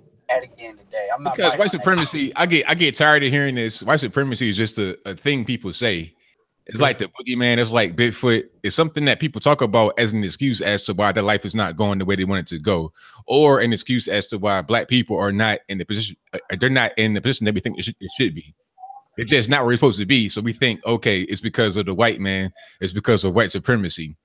And it's to the point now where it's become like a catchphrase. People like Tariq Nasheed. I saw him do an interview, and it was shameful. This guy was talking about what's wrong with my man right here? Are you okay, boss? Randall, you all right? Hold on, my brother, Black Community. That's my big brother, right? Actually, I've been trying to get Byron. If you want to come on, you definitely can come on too, because you're gonna piss everybody off. So Black men taking our community back, love him. It's my big brother right there. Go ahead. Go ahead. Let me go ahead and just keep it rocking. I saw Tariq Nasheed get on some television show. He was getting interviewed, and then every third word was white supremacy. It's like, come on, you're not even being serious. It's like he was parodying. He like, I think Tariq Nasheed is a parody of what a black pro-black person is, and he's playing that role, and people eat it up as if it's a real character because he's not even really being serious with his answers. I saw somebody else give an interview. I won't say their name, but they were giving an interview and they were doing the same thing. And it's like, okay, what is this thing called white supremacy? I ask people, I always get different answers. Nobody's giving me a straight answer. And they blame some things that don't even make sense to blame on external sources on this thing called white supremacy. Okay. So I've come to the conclusion that white supremacy is not real, because when I hear it used, it's used in the way to where it's comical. It doesn't make any sense. It's just, it doesn't make sense. The whole term does not make any sense when it's used, and it's never explained to me properly. So if anybody in the chat disagrees with me, please give me a definition about white supremacy. What is it? Explain it to me. And is there one definition? Is it in a dictionary? Can we all agree on what it is? Or am I going to get different definitions for different people? Okay, Randy, we coming to you in a minute. We coming to you. I see AM1 like, yo, listen. I'm not even. If you guys got another hour, I'm not doing it. Okay, yeah, because ABL is. Did you know? I'm not even SupaSly is like, not tonight, nigga. Not tonight. Man. Because even SupaSly. There's no answer. Because there's no answer for it. Hey, Oshay, AM1 is new. Let I AM1. agree with him. Okay, but because listen, we got okay. So let's do this. Let's let Randy Flag, my brother, out. So we got dudes all across the world. I'm in Poland. Randy Flag is in China right now. Shout out to SupaSly because my brother watched the interview we did earlier today. Wode Maya, you can bring your ass up in here too. Get some of this work, player, if you're still there. All right. Shout out, he's in Beijing. But all right, let's go ahead. Let's let Randy Flag. Randy Flag, let's go ahead and you go ahead and speak, bro. You're on mute. Take yourself off mute, Randy. Click on a little microphone. You're on mute. Oh, damn. Randy, take yourself off of mute. He's muted. Click on a little microphone in front of yourself on your screen. Yeah. On the top, right in the center. On the top. So take your mouse. ABL, that's white supremacy right there. All right, yeah. Okay, yeah. That's white supremacy right there. The microphone not working. It's white supremacy. Go ahead, Randy. Go ahead, Randy. I'm just gonna make this quick. Yo, thanks, Oshay. For bringing all these black folks together. This is beautiful. Excellent work. White supremacy is like a white Jesus Christ. I'm going to church and I don't see someone that looks like me. Okay. You know what I mean? Like I see a white, Mary's white, Joseph white, Jesus Christ is white. In media, God is white, except for Morgan Freeman. But before that, most things in religion, especially I was born in as a Catholic. I was taught that everything Jesus is white, everybody's white. So to me, that's white supremacy. When I don't see a likeness of myself.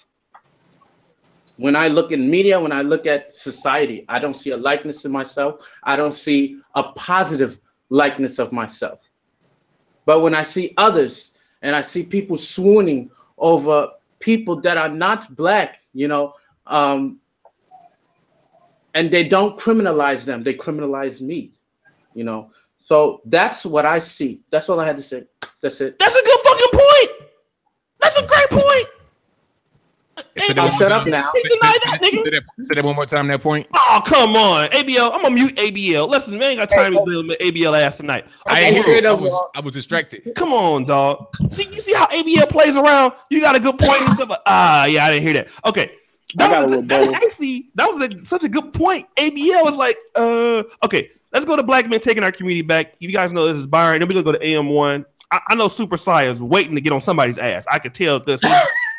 You over there like, when it gets my turn, motherfucker. Okay, Let me get to black men taking our community back. That's my brother out of Houston, Texas. Very successful brother, man. I love him. You know, he the one that got me doing Hangouts. So if it wasn't for him, it would be no us right now. Is that true? BMC, black men taking our community. Oh yeah. This is very true. We got it popping. Yeah, I just wanted to say that ABL is 100% right. Yeah, he's 100% right. Look, man, this stuff don't exist, man. It exists only in the mind of the inferior-minded person who believes it. It's kind of like if you want to believe that, then of course it is real. If you want to feel inferior, then of course you're inferior. Like if you want to feel superior, then of course you're superior. It's all about if you want to live in an existence of inferiority, and you want to live in an existence of victimology and all of that, then that's going to be the lot of your life. It's just that simple to me. Okay. All right. Let me shout out to Marcus Love. And tomorrow, this week, we're going to be doing a show called Being a Simp is a Choice. He wrote that article on the Negro Manosphere like last week. Awesome article, man. He's a writer for, and guys, Marcus Love is the truth, man. So I want to start really getting him on the shows and shit. ABL, read Dr. Francis Cressis Wilson's The ISIS paper, The Keys to the Colors. Very powerful lady, psychiatrist, Howard University. R.I.P. I know she is. I know all about that book. Yeah, I know you know. Connection. Shout out to ABL. I agree with him on this one. Okay, hold on one second. Let's do this. Let's go to brother AM1. Let's just we'll take this because I think the white supremacy is an underlying message as to why blacks are so proud of Meghan Markle for getting married to the good hairy white man guy. Okay, so let's go to AM1. Is white supremacy real or is it not? And ABL, I'm willing to do a whole show with you one-on-one about this if you would like to do so. But let's go to AM1. Let the brother build on this. All right, so my take on this whole situation is this. For all intents and purposes, the white supremacy system is not real, meaning white people are not supreme over other racial groups or genetic lineages. So I agree in that context.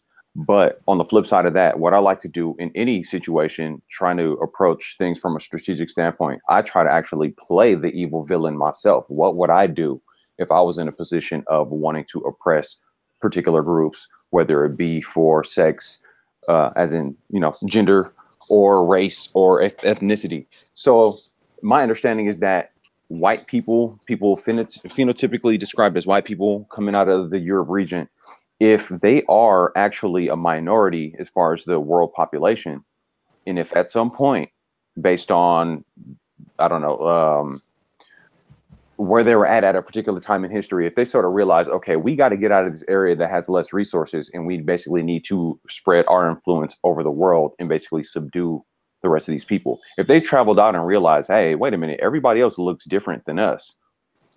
I mean, you kind of see where I'm going with that. So imagine if they have the technology and tools to be able to overpower these other groups, then the next thing that comes down the line is now we have to make sure we can further instill this dominance that we use by barbarism because we don't have the resources to further continue that. So then it makes perfect sense playing the evil genius. If it was you, what would you do if you went out by way of religion, spirituality, technology? I'm just trying to think of all the ways they've used to pin certain groups down and to subjugate certain groups. It's clear that there is a concerted effort of people who you could describe as whites, Europeans, to collectively oppress and hold down other groups. I mean, the proof is in the pudding. That's literally what we're experiencing right now. So now fast forward 2018, we have all manner of technological advancements, media. That's a big area for me. They're doing everything they can to psychologically and socially condition everybody to think that their ice is colder. I don't see how this is even up for debate.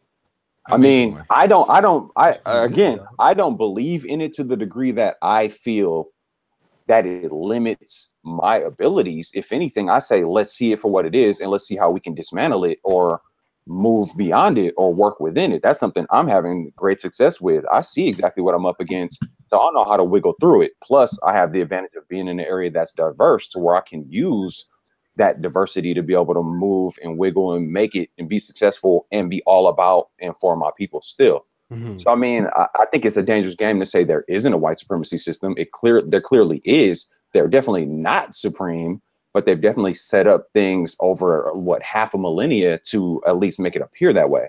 I don't think that's really up for debate. That was a perfect fucking breakdown if I've ever heard it. Hold on, ABL. Hold on. That was fucking excellent. That was, dog. We got some new challengers on your ass on this panel, dog. I have a question. You go ask some niggas on your ass, dog. Hold on. But let me do this real quick. I'm gonna hold that thought. Let me talk to my brother Supasly, because he been sitting there like a piranha. I know he got something to say. he don't typically just sit there and be this quiet. So let me let my brother build on this real quick, and then we're gonna go to Edward, Dr. Longwinded, and then I'm gonna let it go ABL. Go ahead, Supasly. AM1 pretty much said everything I was gonna say. The only points I would add to it is they operate from a point of self-preservation and survival. That's it. That's all. This is what an inferior being would do. This is how they would act. This is how they react. This is how they propagate. This is everything they do is from a point of inferiority. Has anyone ever read the Iceman Inheritance, you'll understand why they do what they do. You gotta understand, you're talking about a group of people that would pretty much eat their own to survive. Like, really, they would do this. Like, it's in the history books. This is what you're up against. The problem is we're such a loving and inclusive people. We have never seen anything like this beforehand, and we don't know how to combat the issue or how to deal with the issue. So yeah, white supremacy in that sense, no, because that's not what supreme beings do. If you're a supreme being, you don't worry about the lesser beings. I agree. You know, that's what I mean. Think about it. We don't worry. We don't worry about God. Yeah, we don't worry about cats and dogs rising up to take us out. We don't worry about ants and spiders and shit like that. So no, supreme beings don't worry about those that are lesser. They operate from a point of self-preservation and survival. That's it, to me. And like I said, all their tactics they do kind of reflect that's how you would do if you are in a weakened state of position, you know, genetically, however this case may be. If you can't stand the sun, what do? You spray chemicals in the air to try and terraform the area to where it fits your needs, to where you don't need to be in the sun as much. Things of that nature. Or certain foods, they can eat meat more than they can, as opposed to their digestive system is better than eating meat. Then as to us, we need plant-based diets. That's for us. We're not meat eaters like that. Things of that things of that nature where they operate from a different mindset. And like I said, we're too loving. If you're going to combat this enemy, you have to take what the enemy gives you and do what they do. We're not built like that, unfortunately. So. Okay. All right. Let's say Edward. Now that's a good point. Okay, AB, I haven't got about your question. Remember the question. Okay, let's go to Edward Anderson, Reverend Longwinded. Look, all I'm gonna say is this: white supremacy is just like a West Coast offense or something like that. It's an offensive structure, and I say it this way: there are three elements to control: self-control, the ability to control yourself, that's discipline; the ability to control another person, you go one-on-one with that person, and the ability to control an environment. White supremacy is the ability to control an environment. Let me give you an example. If you look at any sport that black people dominate, if you notice, they always change the damn rules. They change the rules because they understand that if we don't change the rule, it's going to be nothing but 100% Negroes up in this sport. So they change the rules in order to favor certain people. They understand they're not going to be able to sell that product to, the people that have the most money, which is in this case the dominant society, which is white folks. So my point is, it always comes down to the environment, and it's not something you can really see or feel. And another thing I'll say with white supremacy is this, or white privilege. People are very quick, white people in particular, say white privilege doesn't exist or white supremacy doesn't exist. But white supremacy is like air. If you remove that shit, they immediately know it's gone. If you put a white person in an environment in which they cannot get away with anything because they don't have the resources or the power behind them to enforce what they are, they immediately understand it. I'll give you an example. It was a dude from NC State. This dude was at an NC State swimming team when the Brazil was having the Rio Olympics. And he was talking all that crap, but he was not in his country. He was not in a country that he controlled. He was subject to those rules. What about the dude in North Korea that when he stole that damn picture? He didn't get the white privilege mark. They brought him back, and then he died a couple of days later. I'll even give you one with another European thing. What was that chick that was in Italy? I forget her name, but she had got accused of murder. And I forget her name, but she had got put in prison because she had killed somebody in Italy, and Italy was coming up with all these crazy laws to put her in jail. This was a white woman. She didn't know what was going on. My point is, does white supremacy exist? Yes. And no, white supremacy is not the theory that white people are superior to black people. It is the system of white supremacy. The system. America is a system. The judicial system. The economic system. So, okay, let me say this real quick. And ABL, I think here's what we got to discuss.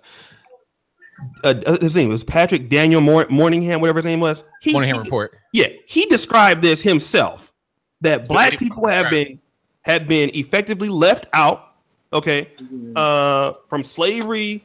Talked about the unemployments or different from white teenagers and black teenagers. I mean, that's all already been documented. So as far as wait, before you go on, like you're talking about unemployment, what do you mean between white teenagers and black teenagers? Somebody just dropped off. Who dropped off? Black man community. Oh, okay. Maybe he's coming back. What I'm saying is this: what he was describing in certain aspects were blacks had a harder time in employment, blacks had a harder time in economic development, blacks had a harder, and this was like on purpose. That's what he was saying. This is what. Well, the Monaghan report, I know the Monaghan report came out in 1960 about the black family and how we were going in the wrong direction. But as far as black teen unemployment and white teen he says it here, right? I can show you the YouTube video. He says it here on YouTube in an interview in the 60s. He says the same thing. I can show you. Okay. Yeah, but the black teen unemployment and white teen unemployment was right around the same in 1940. What happened was you had people like us, black folks, that voted to get people in power that would make the minimum wage law come into effect, which, reduced our bargaining power to be able to get jobs away from whites. But I got some questions I got to ask. Okay. So let's do this real quick, guys. Hold on a second, Edward. Hold on 1 second. It's real quick. Randy, let's go to Randy. He haven't talked yet, and then we'll go to the other people. Go ahead, Randy. No, I have a question with the dude with the glass on. I don't know his name. Sorry. Anthony Brian Logan. It's called Logan. I don't understand. That's all. What is the flag on your right side? Actually on my right side. What does that mean? That's a thin blue line. That's a support police. Is what? To support police. You support the police? Yes. You don't? Whoa, wait a minute.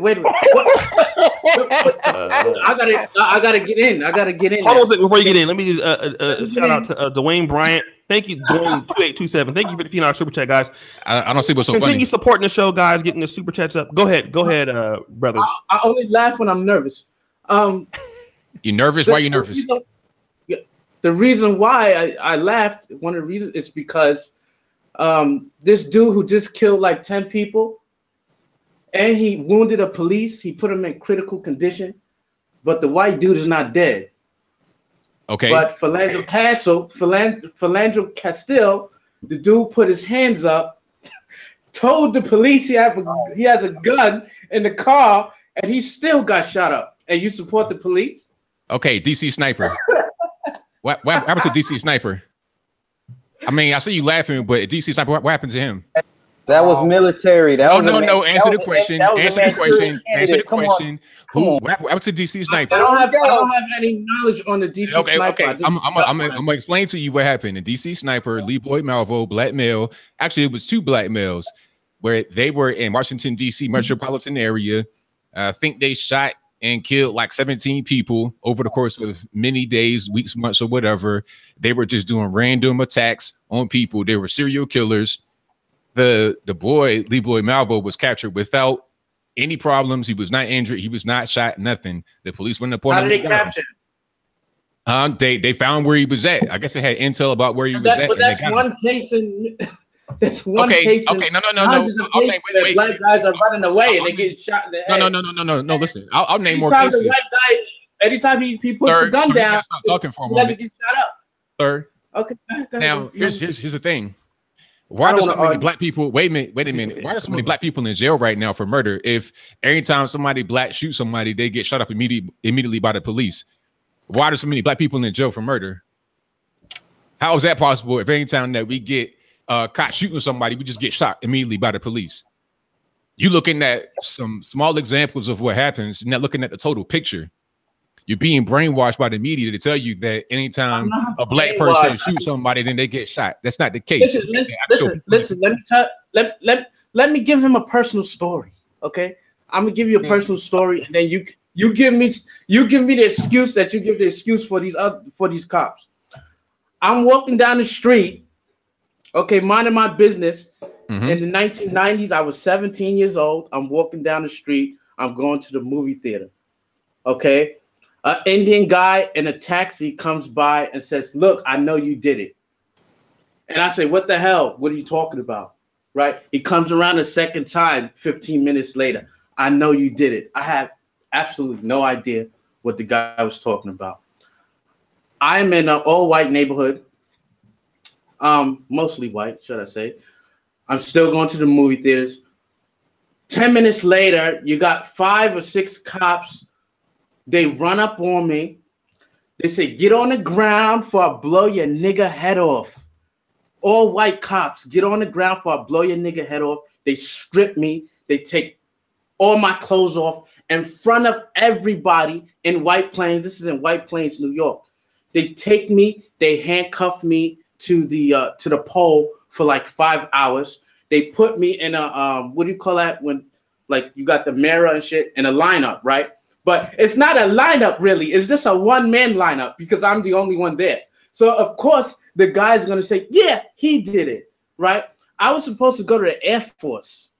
I signed up for the Air Force, so I was basically pro-America. You know what I'm saying? That was done because now I had this spot on my record that I wasn't convicted or anything, but they said that the case it closed like years ago, but it didn't close because they couldn't find the person. Leaving out details. It wasn't me. Of course, it wasn't me. If it was me, I wouldn't be here. But you're leaving out details of what happened. Am I wrong, dude? Am I wrong or right? You are wrong. Okay. What details do you want to know? What? I was part of a group home. Okay, I lived in a group home. They have the log record of what time I left. Okay, so the time that I left and the time that the guy said that I robbed a taxi, they don't correlate because I was in the group home. I'm not doubting you. I'm not doubting you. I'm just saying in this story right now that you're telling me, I feel like you're not telling me all the details of what happened. So what happened? Like after I did it. Wait. I'm asking you some questions. I never held a gun in my life. Hey, I believe you. So we're not arguing that point. I believe that you said that you didn't do it. I believe you. I'm not going to say that you got the police. You just you're not listening to what I'm saying. You letting your emotions get the best of you. Okay, hold on. You had a bad experience. If somebody puts a gun to your head and calls you a nigger, why aren't you emotional? Look, I had the gun in my mouth before. So wait. I would be okay, hold on, guys. Hold on. Let's hold on. Say, come on, nigga. Get to the ground before. I've been drawn on before. And what's your point? Wait a minute. Hilarious. Hold on a second. Let me just. I want to shout out some of the super chatters real quick. Okay, I'm gonna let you guys get back in the tangle. You know, I love this shit. I love this. This is what my channel is. No, it's cool. It's good. Marcus Love, ABL, stat-wise, white mass shooters or more. Marcus Love. Mr. Barlow says forced diversity is a form of white supremacy. White privilege was responsible for Obama getting elected. The same system Michael Eric Dyson calls white supremacy or white privilege got him on the Bill Mayer show. Robert Nolan, $4.99. Okay, let's do this. We're gonna come back to you guys real quick, but let me get to some of the other people on the panel. Let me go to AM1. AM1, is there anything that you want to put in a situation between that Randy Flagg is talking about? Anybody have any experiences with the police? Something similar? AM1, ABL, man. AM1, go ahead and weigh in on it, and we'll go to Edward and then back to Supasly. Go ahead.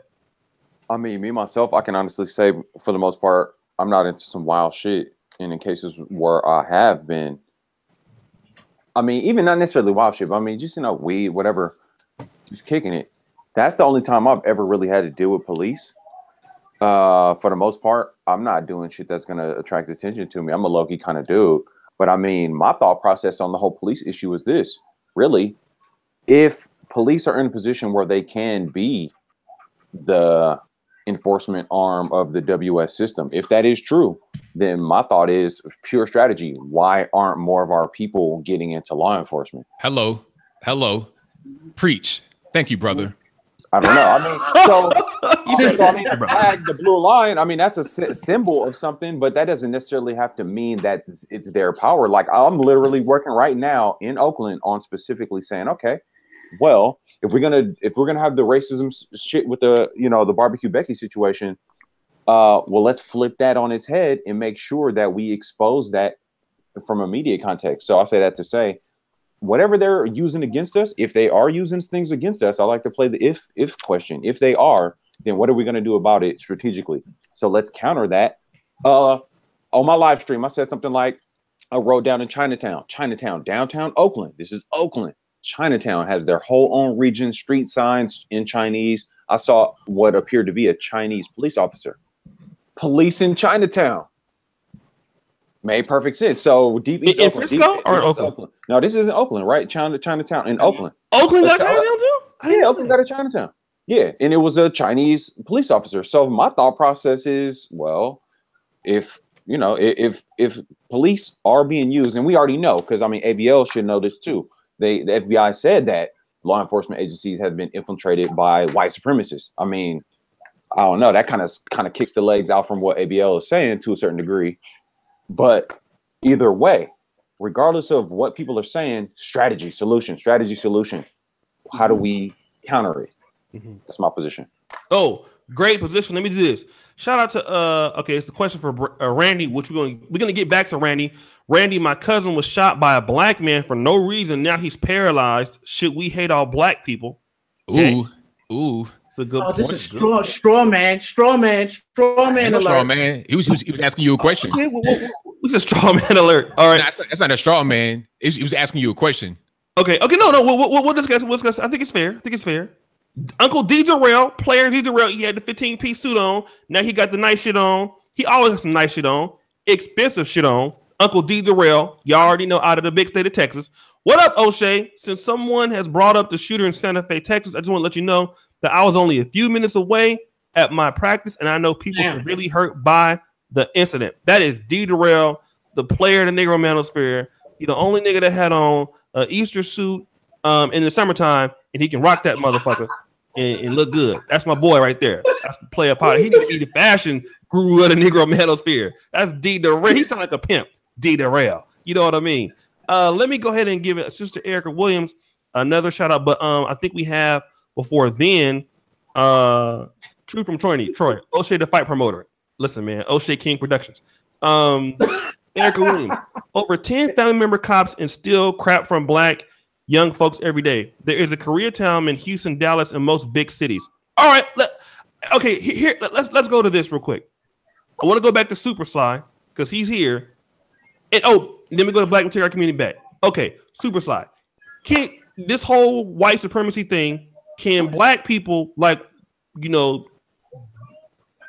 number one, there's no African American town nowhere, right? But what can we do to, let's get on our solutions based thing. I know you're big on that. What did you want to add to any part of this as far as, what you heard about Randy's experience and the exchange between him and Anthony Brian Logan? Anything you want to put it on that? And what can we do as far as solutions to get our things together? It's I think it's a bit of a letdown that ABL backs the police with such gusto. Conviction. Well, you should right. hear. And let me 2 points I want to make real quick. Okay. You have black police chiefs in Baltimore. Baltimore's still a shithole. You had black police chiefs in Detroit. Detroit's will no longer be a shithole once they get all the black folk out of there because of gentrification. You have a black police chief in Atlanta. Atlanta's, well, depending on what part of Atlanta you're in, but they're getting the niggas up out of there too. So, and for those that want to say the solution is, well, we need to join, more of us need to join, be policemen. Okay, you're going to join to a system that's not for you per se. You think you're going to have enough numbers to change the culture of law enforcement. So let me ask everybody this. When a black cop gets killed in the line of duty, why do they bury him as an Irishman? Whoa. Really? Wow. Matter of fact, when an Asian cop gets killed in the line of duty, why do they bury him as an Irishman? Why are bagpipes playing at your funeral as a cop? So you're gonna sit here and tell me you can change that dynamic with a bunch of niggas joining to join up to be cops? Why does that really matter? Well, of course it wouldn't matter to you, but I'm talking about the culture. No, I'm asking you the question. Why does it really matter? It does matter. You're talking about a culture. I said, why does it matter to you? It should matter to everybody. I'm asking you the question, sir. Why does it matter to you? We want to know why. Why do you think that's important? I mean, because it's a culture. That's not. It's not. It's not. ABL, bully. Let him finish his statement. Like, come on, let the man say what he got to say. All right, go ahead, Supasly. So what I'm saying is, if you think that a mass influx of black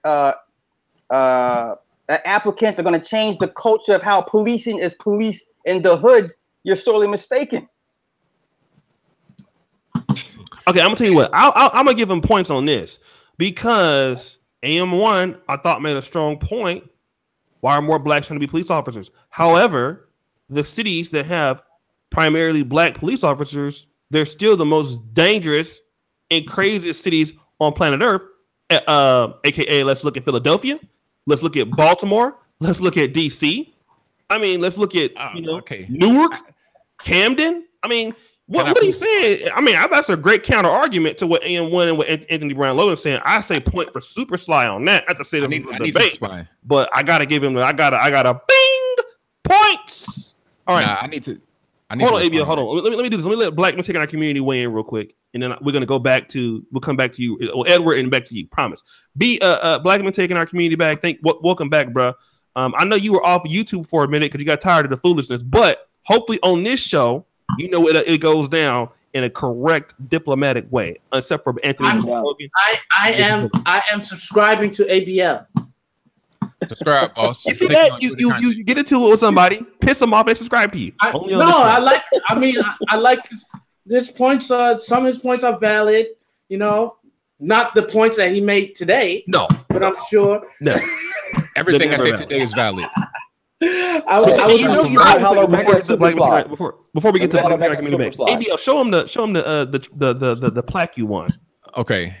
Hey, I'm not gloating. I'm just participation plaque. Okay. So listen. Hey, don't hate. So you see this though. The guys in the chat room, they voted him the best political channel on black on my website on the negromaster.com. So he won by 100 votes. I like him. He's an asshole for real. Yeah, he's. Well, we need comic relief. We need it. Comic relief. Okay, let's do this. Let's go to Black men taking our community back real quick. Go ahead, Mr. Black, and then I'm joking. Go ahead, Mr. Black. Look, man. I think I think all of this is just a joke. Like what old buddy was saying about the bagpipes. You know, at the end of the day, I think that's just American culture, man. It's like culture is culture. Blacks have an American culture for the most part. We don't have any other culture. What are we going to be buried to? Tupac? Biggie or what? I mean, what do you want to do? Like, at the end of the day, we have to come to a realization that the reason why it's no Chinatowns and different things like that is, for one, is I don't believe that black people want that. For one, I don't believe we want that. Not in reality. Now, we want it in theory. We want it on these little podcasts. We want it in conversation. You know what I'm saying? Like in these feel good conversations that we come up with, but in reality, we don't want that. And at the same time, the difference is when you have an immigrant community, a lot of times they do tend to cluster more so. Even like if you look at like a lot of the Africans, they cluster, despite being in the greater American culture. But blacks, we don't have any other culture other than American culture. So why would we have a town like that? You know what I mean? That's just my that's just the reality of it. Agreed. Good. Great point. Okay, let's do this. Let's go to Edward and ABL. Are you gonna have the debate challenges coming in after the night, dog? I'm pretty sure everybody want to debate, man. Listen, new possibilities. It says, listen, I'm not coming on your channel until you set the ABL debate up. Like, I was going to give him an interview yesterday. He declined. He's like, look, I don't give a fuck how many people watching. I want ABL. Ken Dog. Ken Dog was like, keep your head in the sand, ABL. Yeah, Master might spare you. He said, keep your head in the sand, ABL. Master might spare you. You know how it is. You know how it is in the black community. Crabs in the bucket. Hit on the guy that's at the top. Okay, let's do this. Let's go to Edward Anderson, and then Edward, make your point, and then we'll do like a free for all, guys. When we do the free for all, I'm gonna let anybody just take the mic off and address whoever. Keep it professional. I know this is like hard because I'm a nigga myself, but let's do it for Malcolm X. His birthday was like 2 days ago. We'll make him proud. All right, go ahead, Edward. You know, I wouldn't say used to, but I used to get really annoyed when I was listening to the Brother Pill and like Tatum and ABL would get on there. And because I know that I'm a smart nigga and I know the stuff that I see is there. This is what I've come to the conclusion. At the end of the day, debating somebody like ABL is completely irrelevant. If New Possibilities wants to do that, and Cynthia G, which I would probably be on ABL's side on that, fine. So I'm not like drowning out what you all are trying to do.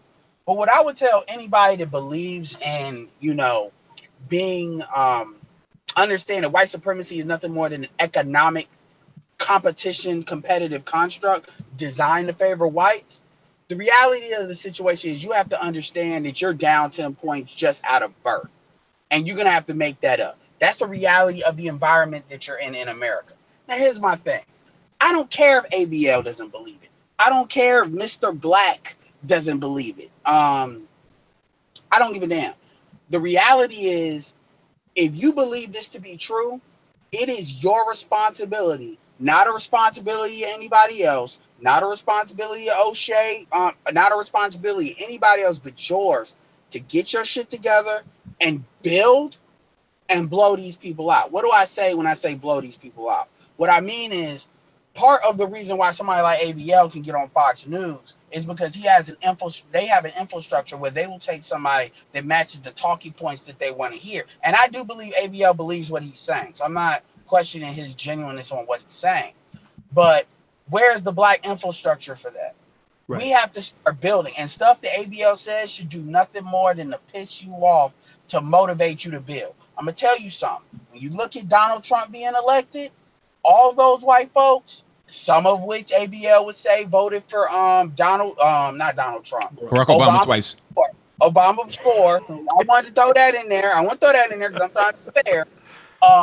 But let's keep it 100. There's a lot of white folks that they wanted to put a bullet in their head every day that black man or half black man was in the White House. So when they were ready for the opportunity to replace him, they were donating money. They did everything they could to make that happen. To the point where there was even like 25% of white women voted for voted for him twice. Yeah. So my point is, you have to build. This thing about being in the comment section, whining, calling him a name, that don't mean nothing. He probably don't even look at the comment section if he's talking. You need to put your money up and build. The other thing I'm gonna say is, this is why I keep saying, and I'm glad AM1 said that, the sexuality crap, the crap when people want to say, oh, if you pro-black, you know, ABL, you know, correct me if I'm wrong, you date black women, right? Yes. Okay, then. And you hear what ABL is saying. Exactly. So, and you hear what ABL is saying. So, if you're going to throw another dude out just because he happens to not be with somebody, but he's actually putting money up for your cause, then that makes you the fool. And the last thing I'm going to say to address the police stuff, to why I agree with what AM1 is saying, is black people need to get more into the police. The reason that does not work is not because AM1 is incorrect in his assessment as far as the strategy. The problem is, it goes back to what I said before. If you do not control your economy, it doesn't matter. Why is it that you can be in Philly, Atlanta, anywhere that has a almost pretty much majority black population, and they still treat it like niggas, even though they have the numbers? It's because a voter base is not enough. You have to take economic control of the area that you're in. I live in Raleigh, North Carolina right now. In NC State, we just got the quantum computing hub, the second one in North America for IBM. Apple is about to put 8,000 jobs in this area. Durham, North Carolina was original Black Wall Street and also has the second oldest and sixth largest of the remaining Black banks. I'm dealing with Negroes in Durham that don't even know that. They don't even know that North Carolina Mutual is one of the first insurance companies that was Black owned. The problem is when you don't know your culture, and when I say culture, I'm talking about your history. That is what your culture is. Your history based on your environment. Then yeah, stuff like ABL you're gonna believe, because why not? You don't believe shit else. I'm done. Okay, so I think it's a good point. Still, Supasly. I'm not trying to turn into like a little bit of a debate and like that. I know I am Oshay King Productions, but I just want to make a point on what AM1 after hearing your point and ABL. Okay, here's the thing. The police are just a reaction to stop violence. Whether you have an all-black police, the problem is the Democratic left, which I am a conservative, I am a Republican. I am just like black men taking our community. I am a full-out Republican, not necessarily in the same essence as others may be, but conservative, definitely. And the problems that we have in black communities is it doesn't matter what the police force is black or not. The problem is that we have black people who are producing these children that are going to fall into the life of crime, and that is based off of what Edward's talking about. There is a lack of opportunity, a lack of economy. We do not, we do not own these businesses. We do not have intact families. We do not have networks. So then it leaves the black police to go out and, if you make them all black or all white, they're still going to have these same problems with these people who are coming out of the womb that are going to likely get into the life of crime. That's the biggest problem. So I really can't blame the police for that. But to Supasly's point, the system that has created blacks at a lesser disadvantage is what is creating the criminals. So you can throw the black police officers out there and say you guys need to be police officers, but the real thing is we need this. We need to be able to stop the children from even getting situations where they can get into these things. And it goes back to the building situation that you're talking about, Edward, which is black men or whatever the community wants to say. Can you support this business? Now, you guys may call Anthony Bryan Logan whatever you want, right? But I can tell you like this: the brother is really down. He has his own perspective. He's operated black businesses. He shops at black businesses. His woman is black. He just came back from a black conservative thing in DC. The brother would not be on my platform if he didn't love black people. He would not have won that award if he didn't love blacks. I think the problem with Anthony Bryan Logan and people like myself and black men taking our community back, they have a different opinion on the black community. And we got to get out of the position where we don't like their opinion, so we start calling them names. But you look at Anthony Bryan Logan's actions, he's here almost every night. Yeah. You know what I'm saying? Yeah. He's here every night. He's here talking about black community situations. He went to fields. I would argue to say, Anthony Bryan Logan, you're starting to get more of a black. I mean, you spend as much time in the black sector YouTube than you do on your own channel. Yeah. I mean, I've been the same from the beginning. I tell people, like, I think that I'm one of the most pro-black guys on YouTube. Oh, you are? I believe that. But see, the thing is, I'm just a different kind of person that people are not used to seeing when they see somebody that talks about these types of issues. They want somebody that is like, a Tariq Nasheed or somebody like that. That's what they want. But I'm not like that. But they want an inferiority really to help the black community go forward. Oh, yeah. No, I believe it is a different opinion. But let me go to real quick to Randy Flagg, and then we'll go to Supasly. Go ahead, Randy.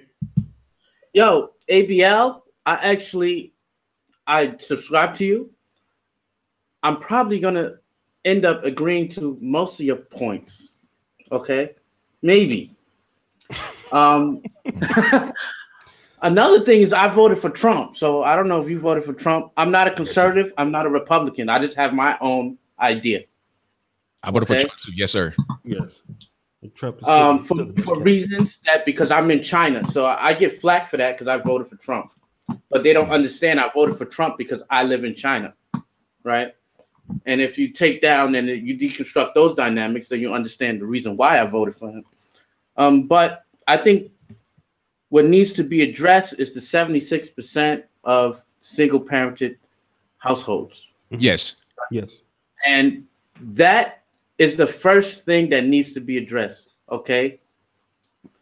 Black and whatever, black and black need to stay together. Black and non-black need to stay together, or something like this. We need to create a family unit. The family unit is the most important. I myself, I'm married to a Chinese woman. I wouldn't say that I'm pro-black. I'm just pro-truth. You know what I'm saying? I cannot say that I'm pro-black because I feel that I'm married to a Chinese woman. So it wouldn't be fair for the people that, you know, they fully immerse themselves in a black experience, you know. So I am not up to that level, you know. So I do care about my people, you know. I do care about the black experience. I'm married to a Chinese woman, but that does not mean that I do not care about black people. Mm-hmm. You know what I mean? Because that's one half. That's one half of my child that is whole of me. But the thing that I find most important is very simple to fix the community. Is that you just, at least for a black man, you just be a father. Just be there for your kids. Just teach them, you know, when you have the chance. I used to work full time. Now I work part time. You know why? Because I homeschool my child. I don't put her in these Chinese schools so she can get indoctrinated. I teach her myself. You know what I mean? And I don't have a lot of money. So the only thing I can do is teach. You know, so I just teach what I can to my daughter. She's learning. She used to think that black is ugly. You know, I am teaching her that black is beautiful, and that whatever black person she meet, that is her uncle or her sister or her aunt. And she knows that now. Whenever she meets some black people in China, which are usually from Africa, she would say, "Oh, hi, auntie. Hi, sister. Hi, uncle," or something like this. This is all that I can do. Is to keep the family unit intact. If it has any part of the black DNA in it, keep the family intact, because white folks and even Asian people, they try to attack black folks with statistics, but you're not going to attack me with statistics, because I'm always going to be there for my family. So I think that's something important that we should take away from this conversation. That's all I have to say about that. No, I mean, Randy, you start coming on these. What time is it in China right now? It's about 12:32. 12:32. I have some classes with my daughter coming soon, so. All right, so you need to come out, man. Like I said, I don't have class until Thursday, Polish, whatever. All right, so 6:30. I'm willing to keep it going for another 30 minutes. Let's do this. Let's go. Anybody that want to say anything at all, whether it be Mr. Black, whether it be Edward, anybody want to talk about another topic concerning this that I missed? Please. Well, I still have some more questions I didn't really get the answer to. Of course you do. Go ahead. Yeah. Now, I'm gonna go all the way back to like probably about 30 to 45 minutes ago. Okay. Edward, you still there, boss? Who? Edward. Edward. Yes, Edward. Edward, call your name, dog. Yes, I'm here. I'm trying to order some food. What's up? Okay. Now, I think you mentioned something about rules being changed in sports. What rules did they change in sports? I mean, I could point to basketball when they stay adjusting the rules. Like, for instance, the older era of the league was a lot more physical, you know, in the Jordan era. And then they, over time, like you could almost trace over Kobe's era, they adjusted the rules in order to make it more offensive and less physical. So it favored offense more, which would favor less physical people. You can trace it back into football. Hell, I'll go even back. If you notice how if you compare hockey to football, both sports are pretty much equally as violent. Yet hockey is a lot more allowed for, let's just say, a certain group of the players to just wild out, fight, and do all of that, versus they have the football players a lot more on a tighter leash. Nah, hockey is not as violent as football. Nowhere near. Nah, not at all. The only thing that, yes, it is. Oh, yes, it is. Football, no, because hockey. But most of the time in hockey, you skating around the rink and you just pushing the puck. Huh? You might get checked into the boards. You might get checked into the boards occasionally, and then there may be a fight where they take off the gloves or whatever. But it's not like football where it's constantly contact. When you are running back, and every time you run the ball as running back, you're getting hit. You got free safeties coming across the field, hitting somebody blindside. You know what I'm saying? Like I never heard about anybody being paralyzed from playing hockey, but you heard about that, especially in college football. People getting hit one time, they get paralyzed.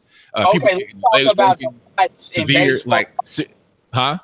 If you compare basketball, baseball, football, and hockey, and when they start to go off and fight, if you notice, certain organizations have cultures of really keeping that a lot more under control versus other sports don't. So hockey, they let them fight. And they only go in the penalty box and they come back. Baseball is another, for the most part, they let them go at it. If you notice, sports that are more controlled by white, when I say there's more white players in it, you can even go into tennis, where you look at like how Serena Williams was often criticized if she got pissed off, versus if you look at male players, white players, they could go off and jump on the ref and all of that, and it would seem McEnroe. Editor. Yeah, exactly. But my point still stands. My point still stands. Like hockey is nowhere near as violent as football. Football is a very violent sport. I mean, there's no comparison between hockey and football at all. Okay, so guys, let me just real quick. We'll come back to that point. ABA, you have other questions, right? Okay, I got more questions now. Well, wait. But ask the last one, and then we're gonna go to SupaSly, and we're gonna go to AM1 and other people. But go ahead, ask this last one. Okay, now about the police force. People talking about this. I think somebody in the chat said that the black police are worse than the white police. In my opinion, the reason why people say that is because a lot of times black people expect the black police to be more lenient, and then when they're not more lenient, then that's when conflicts happen, and the police have to be a little bit more aggressive in order to make up for the fact that they're not being lenient. Because the people expect us to be able to do whatever they want to do when the black police is there. It's like, you on my side, I can do whatever I want. And then when it doesn't happen, now they got to get more aggressive. That's what usually happens. And to think that the police are going to solve all the issues and be a panacea, of course, that's not going to happen. You got to look at what the people are doing in the neighborhood in general before you can talk about trying to, like the police. Only thing that black police can do is eliminate the excuse of white people being racist towards black people in the neighborhood. That's all they can do. Aside from that, it's not really going to be a difference in the actual environment, and so the people that live there change their environment on their own. Okay, let me do this real quick. Edward, hold on, Edward, because we gotta let people talk. I will actually do a show called "Are Black Police Worse Than the White Police?" I'm willing to dedicate a whole stream to that. I think it's a good topic. If you guys want me to do a show on that, please press 8 in the chat. What do you think, ABO? Is it a good topic? Yeah, go for it. Good topic. Okay. So, guys, listen. I will do a show on that. The reason why I don't want to respond to that right now is because we have other people on the platform that need to talk, and they've been sitting for a while. Let's go to my brother SupaSly, let him build on something. We'll go to AM1, and then we'll go back to Black and take our community back. SupaSly, anything that you want to weigh in on? Yeah, 2 quick points. The NBA at one point was being too niggified with the Iverson era, and they started making everybody wear suits. That's another how they corporate. They made NBA go more corporate because the white kids were dressing like Iverson, do-rags and jeans and shit, and they changed that up. Second point is, I don't know what person expects a black cop to let them slide. That's a bit disingenuous to even say that. Nah, that's real. That's real. Stop. That's real. Stop. That's real. That ain't real. No, it's not. That's yes, it not is. real. You're not being honest. You're not being honest. I'm deadly honest. Okay, hold on. Let me finish. We'll come back to that right now. But go ahead, SupaSly. If you ask out of maybe 10 black folk, the majority of them will tell them, no, I expect more help from a black cop than a white cop. Yeah. I've had both experiences with both of them. I've had experiences with some cracker ass country boy in Nebraska and brother from the hood. And my experiences with the brothers from the cop in the hood, much worse than the Nebraska cop. Okay, so I'll do that tomorrow for you then. Since it seems like a good. Okay, I'll tell you what. Anybody else got something to say on this particular topic? I'll put that show up tomorrow. Just today for me to tonight. Let's go with my brother AM1. AM1. Just as a preload. I mean, you live in Oakland. A lot of black cops there. Anything you want to put in on anything else that you heard today so far? Oh yeah, I can't really go in too much on the cop topics. Like I said, I don't really interact with too many cops in overall. Haven't, but I wanted to touch kind of back on the thing I brought up earlier because the brother SupaSly, he made some really good points counter to what I said as far as more black folks going into law enforcement. And I want to say what he said makes a whole lot of sense. But I want to also expand on that by saying we should be moving more into law enforcement in areas where it might impact on the boots on the ground interactions between Black folks and Black police officers. I think it could be helpful, but in concert with my main staple argument is us disconnecting from white-owned mainstream media, and then also building that in tandem with building our economic power. So with the economic base and disconnecting from their own media, building our own media, then we can build more money, get more into politics, and then get more, potentially more control of local governments if we can all get on the same page. So I think it should be in concert with those other points.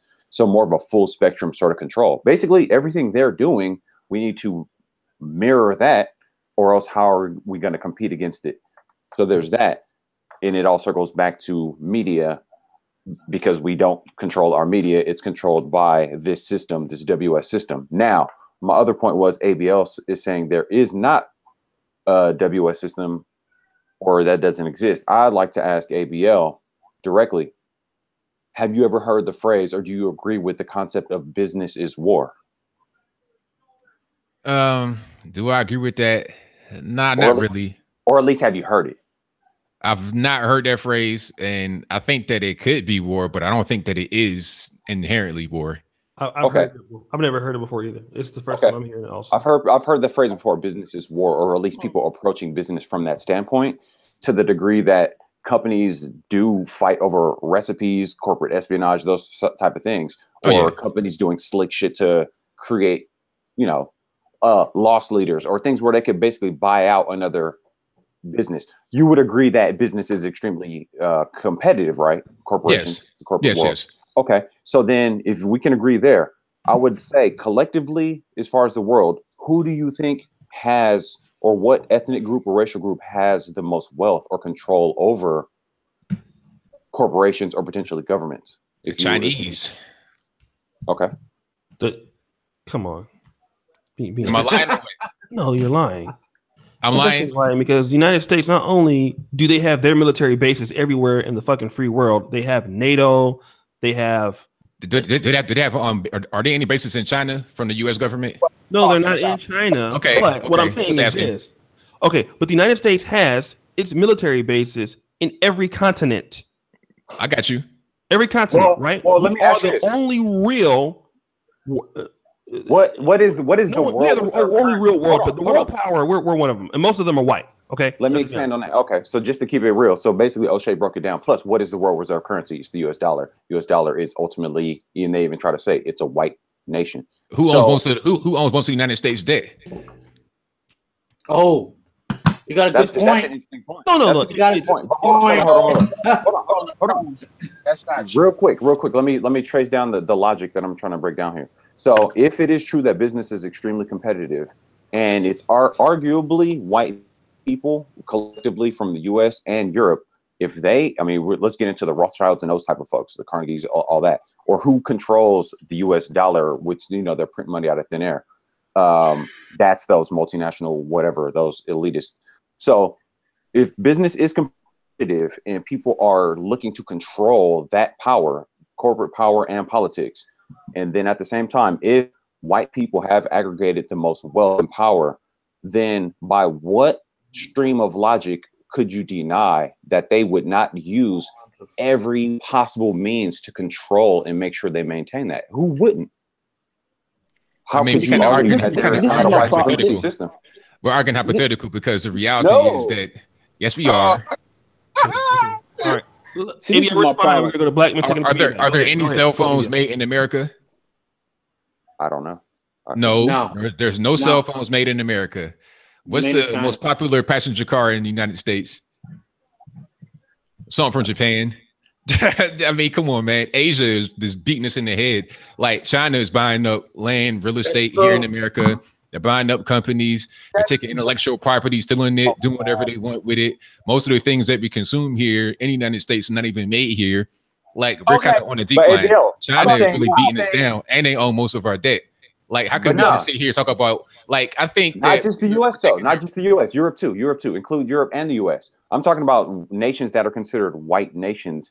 When I talk about, if I'm gonna assess a white supremacy system, I'm going to talk all of the whole of what you would call white. Transatlantic Alliance. Exactly. So, I mean, holistically, white folks, if I'm just saying in a hypothetical sense, in how much does this hypothetical situation mirror reality? If these people have that much power and control and wealth, why would you not think that they would use every means to stay in control? And if so, could that be called a white supremacy system? Of course not. It's called self-preservation. Why has it got to be called white supremacy? Like, okay, let's say. Hold on a second. Let's let ABL respond. Let's let black men taking our community back respond. I think it's a good question. Go ahead, ABL.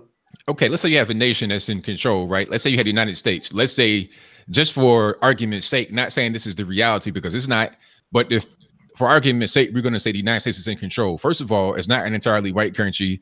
It's only about 60% white. Second of all, even if it was 100% white, why does the will of them wanting to control their nation have to be considered like white supremacy? Would you say it was Asian supremacy if China wants to control the world? What if a country in South, nobody says that though. You never heard about that, even though China is beating our head in every which way. We got a big time trade deficit. We're over there talking to Xi Jinping, trying to get some trade deals going on so we can bring down that trade deficit of billions of dollars. They almost 70% of the goods in Walmart are from China. You go to the Apple store, most of all that stuff is from China. Everything. So it's like, hold on, Randy. We'll come to you. We'll come to you here very soon. Go ahead, ABL. Points. I'd say ABL, you're raising some really great points, and you're responding to what I asked. I would also add to that, who controls the highest military power, because that's kind of the real say-so. Also, I would say, as far as the idea of an ethnic group, or if it was an ethno-state that wanted to essentially dominate across corporations or political power or even militaristic power, I would say this. China is kicking everybody's butt, building momentum. So nobody's saying Chinese supremacy, but I would also submit that the Chinese have not been known throughout most of the last millennia for doing nefarious things or absolute barbarism when it comes to dominating other areas. So I think. What do you mean by that? What do you mean by that? Like, no. Hold on, ABL. Hold on, ABL. Before you get the wordplay, that was a great point. Hold on. We'll come right back to that. But let me do this. Let me let Mr. Black say something. We'll come back to, again, AM1. Very, very, very slick point. That was good. AB, I know you want to put wordplay on that. But let's let my brother Black men take our community back, say something. Let's let Randy say something, and then we'll go to Supasly, and then we'll go back to that point. Go ahead, Mr. Black. Yeah, I just want to break it down to just more of a basic level. I think sometimes, we start getting into like these high-end geopolitical, issues, and then we kind of lose the basics. And the basics are, at the end of the day, it's nothing currently stopping Black folks from having a strong economic base right now, currently. Nothing exists on the planet that is stopping that from happening. The only thing that's stopping this from happening is a desire for us to do that. That's it.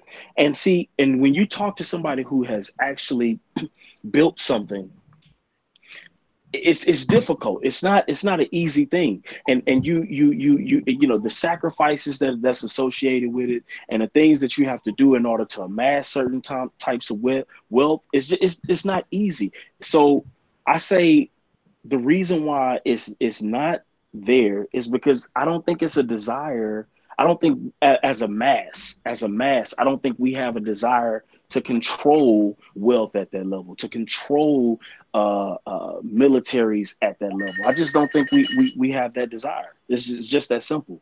If we did, it'd be represented throughout the world. We'd see it places. We wouldn't be theoretically, coming up with all these different weird hypotheses and, if we just come together and, people have been saying that, we could just come together. They've been saying that for years. It doesn't happen because there's no desire to do so.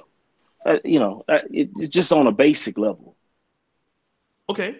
No, I would yield that point. It sounds pretty good. Let me do this.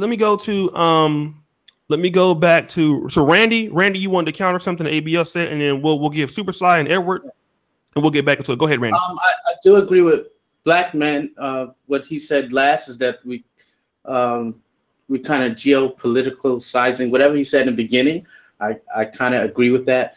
But then I do have to go back and counter this point of basically the dude that said that God, Jesus, that China, why aren't we calling it Chinese supremacy? Yes.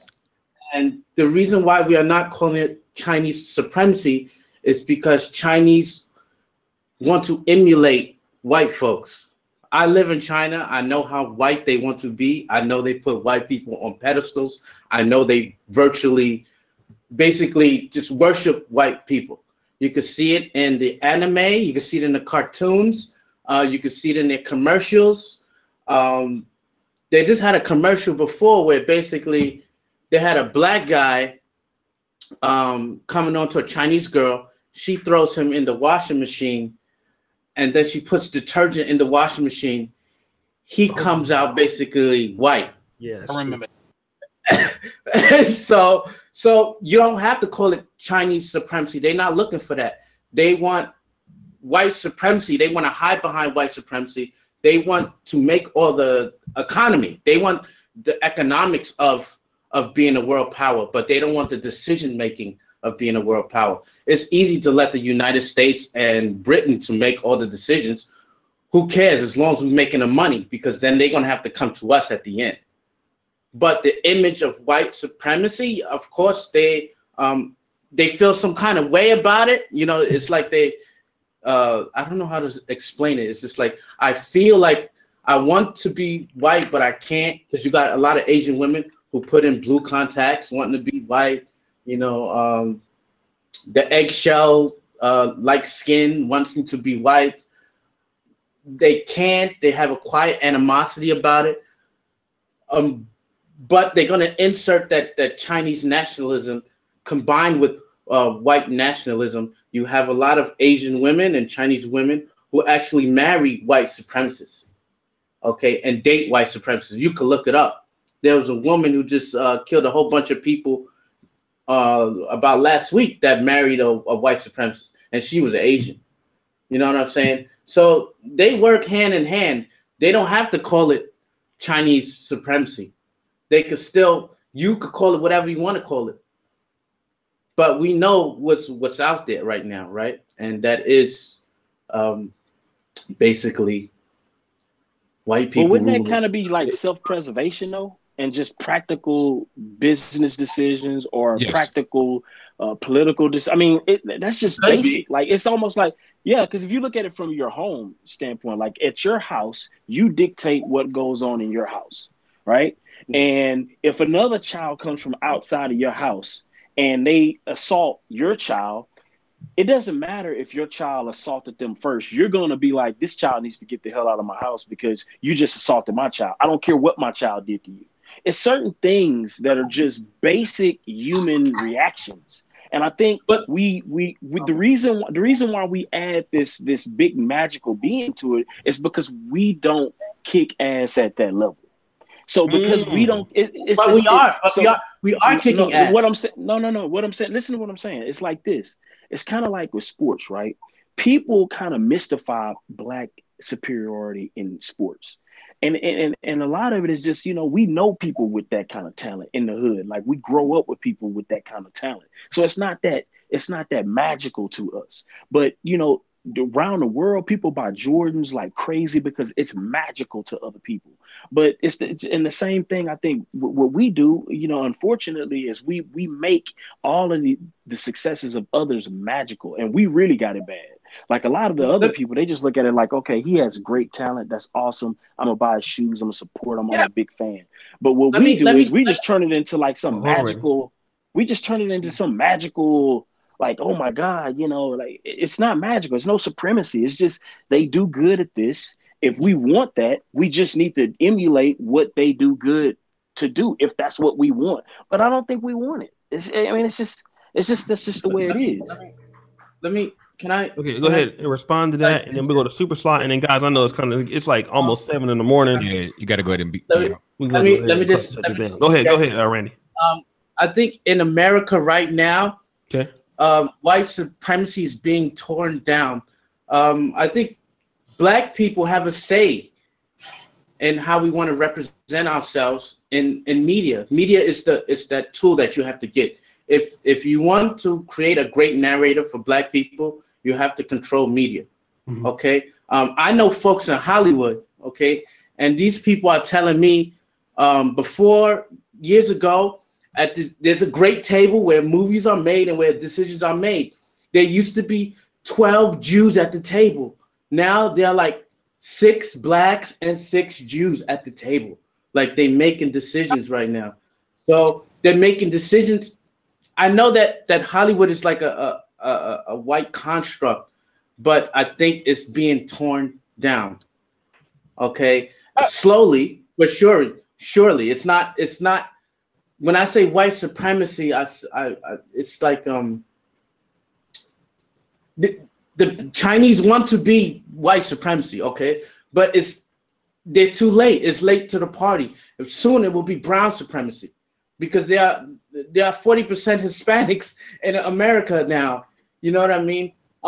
Basically, California is Mexico. You can't call it white supremacy anymore. But if you want to put a tag on it, I guess that's what we're calling it until it changes, and it's almost going to change. I see it. You know, I mean, here's a question I have. Can it be called any kind of way supreme if California is going into the toilet? If to change the demographics to a different, it's not going into the toilet. Yes, it is. California is absolutely. I think it's just changing. No. California is going into the toilet, sir.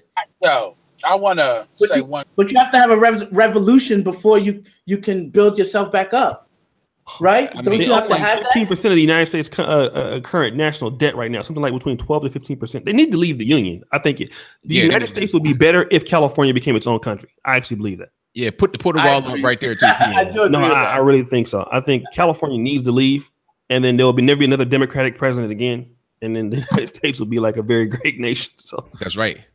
And I'm from California saying this. I hope California does leave the union and then take their debt with them. No, I'm serious. But let me just I'm saying this as a California. I'm born in California. I love California, but I would definitely I think that it would be better for the country because Facebook would move from California to Arkansas or something.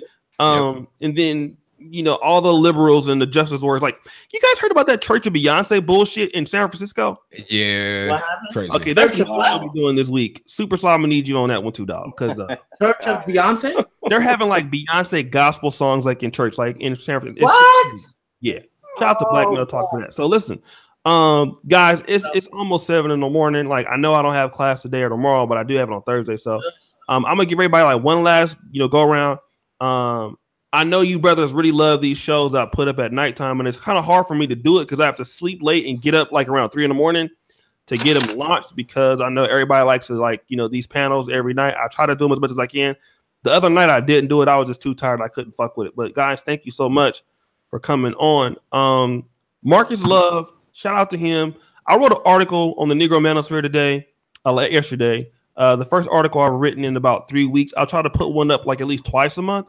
And it was called "Is Running to White Women the Answer for Black Men?" But some better articles that Marcus Love has written is "Being a Simp is a Choice," and he wrote one about like black boys being afraid to throw those hands. I think both of those articles are two good podcasts that we as all as brothers can weigh in on. Tomorrow I will address either being a simp is a choice, or are black police officers worse than white police officers? As a toss-up, but I think anybody on the panel could talk about the being a simp is a choice thing. He makes some really good arguments there. So tomorrow we'll definitely have another show. Erica Williams, I will probably be collaborating with her either today or tomorrow.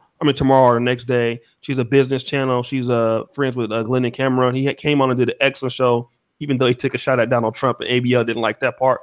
But I want to thank all you professional brothers, man. You guys are very smart. Mr. Black, let me know when me and you can do a show. I know that you're not on YouTube as much anymore, so you just got to let me know. We can do a one-on-one on this white supremacy thing. I think it'd be a good case. Let's start from AM1 onto the other side. I'll save so AM1, let everybody know where they can find you at. And AM1, you actually were presenting some good things, man. I think you kind of like the ABL killer today.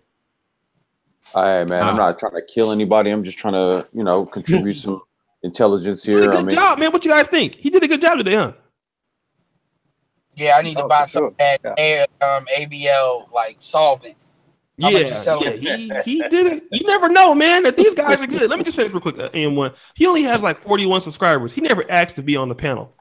He never asked to be else. He just emailed me. He was like, "Yo," because I was trying to get. I'm gonna tell you how it happened. ABL and guys, since ABL's here, and this is a thing on Black YouTube, right? Cynthia G. ABL was debating Robert Perkins on the Advice Show's channel. It was a huge thing. I was in the chat room, a bunch of YouTubers in the chat room. Cynthia G saw me in the chat room and said, "Oshay, do you still run debates on your channel?" I said, "Yes." She said, "Can you get a debate with Anthony Brown Logan on your channel?" I thought there wasn't going to be a problem because ABL has never said no to a debate. So I said yes, and I told I will put up like $125 to each person. Since Phil is not going to do that. So I was like, I'll do that. And if it gets like a really good super chat, then I'll split it with you guys just to bring it over here.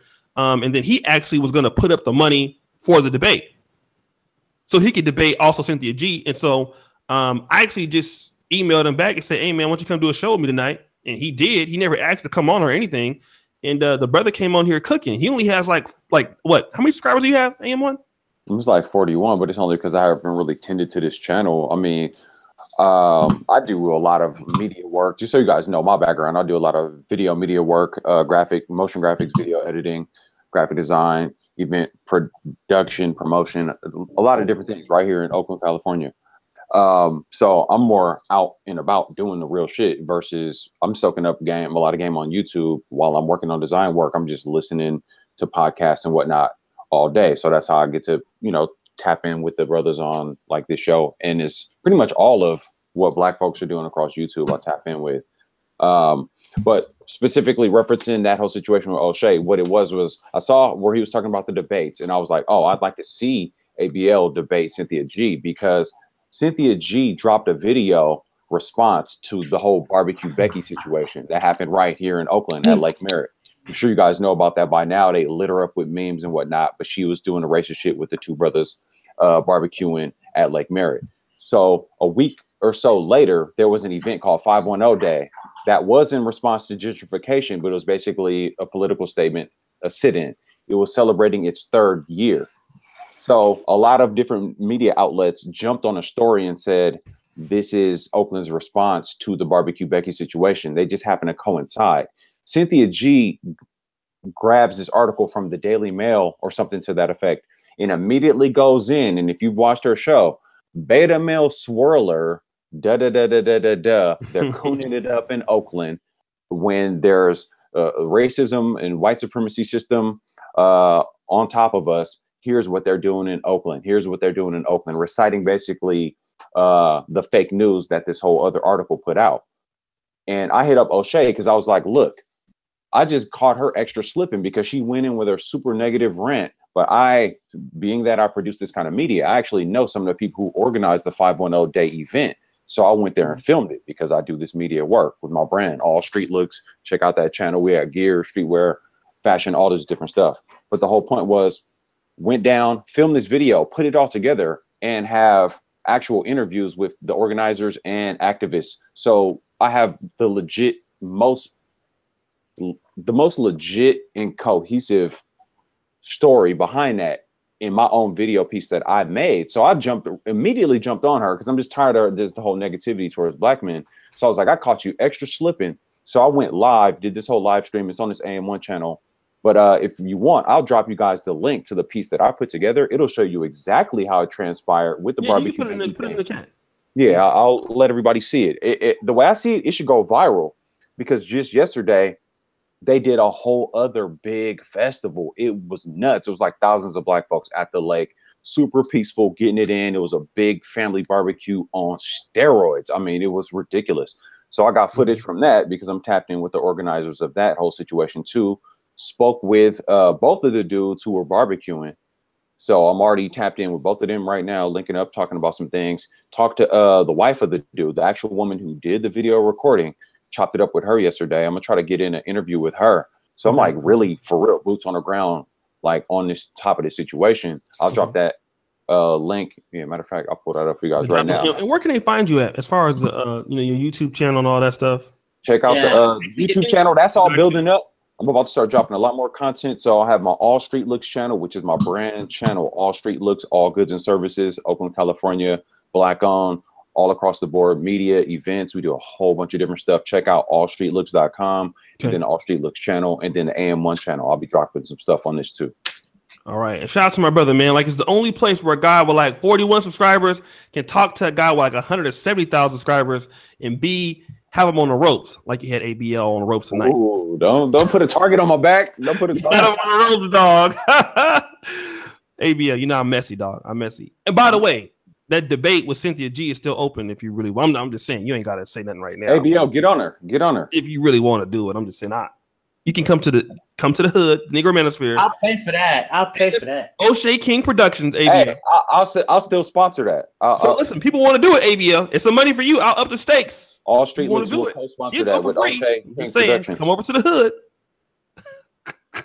O'Shea, blast that link for me. That's the link to the spot right there. Okay, so you guys go to All Goods and Services. Actually, I put the link also in the description too, family. So guys, go to that link here. I'm blasting the link in the chat, and I'm going to put this link also in the description, guys.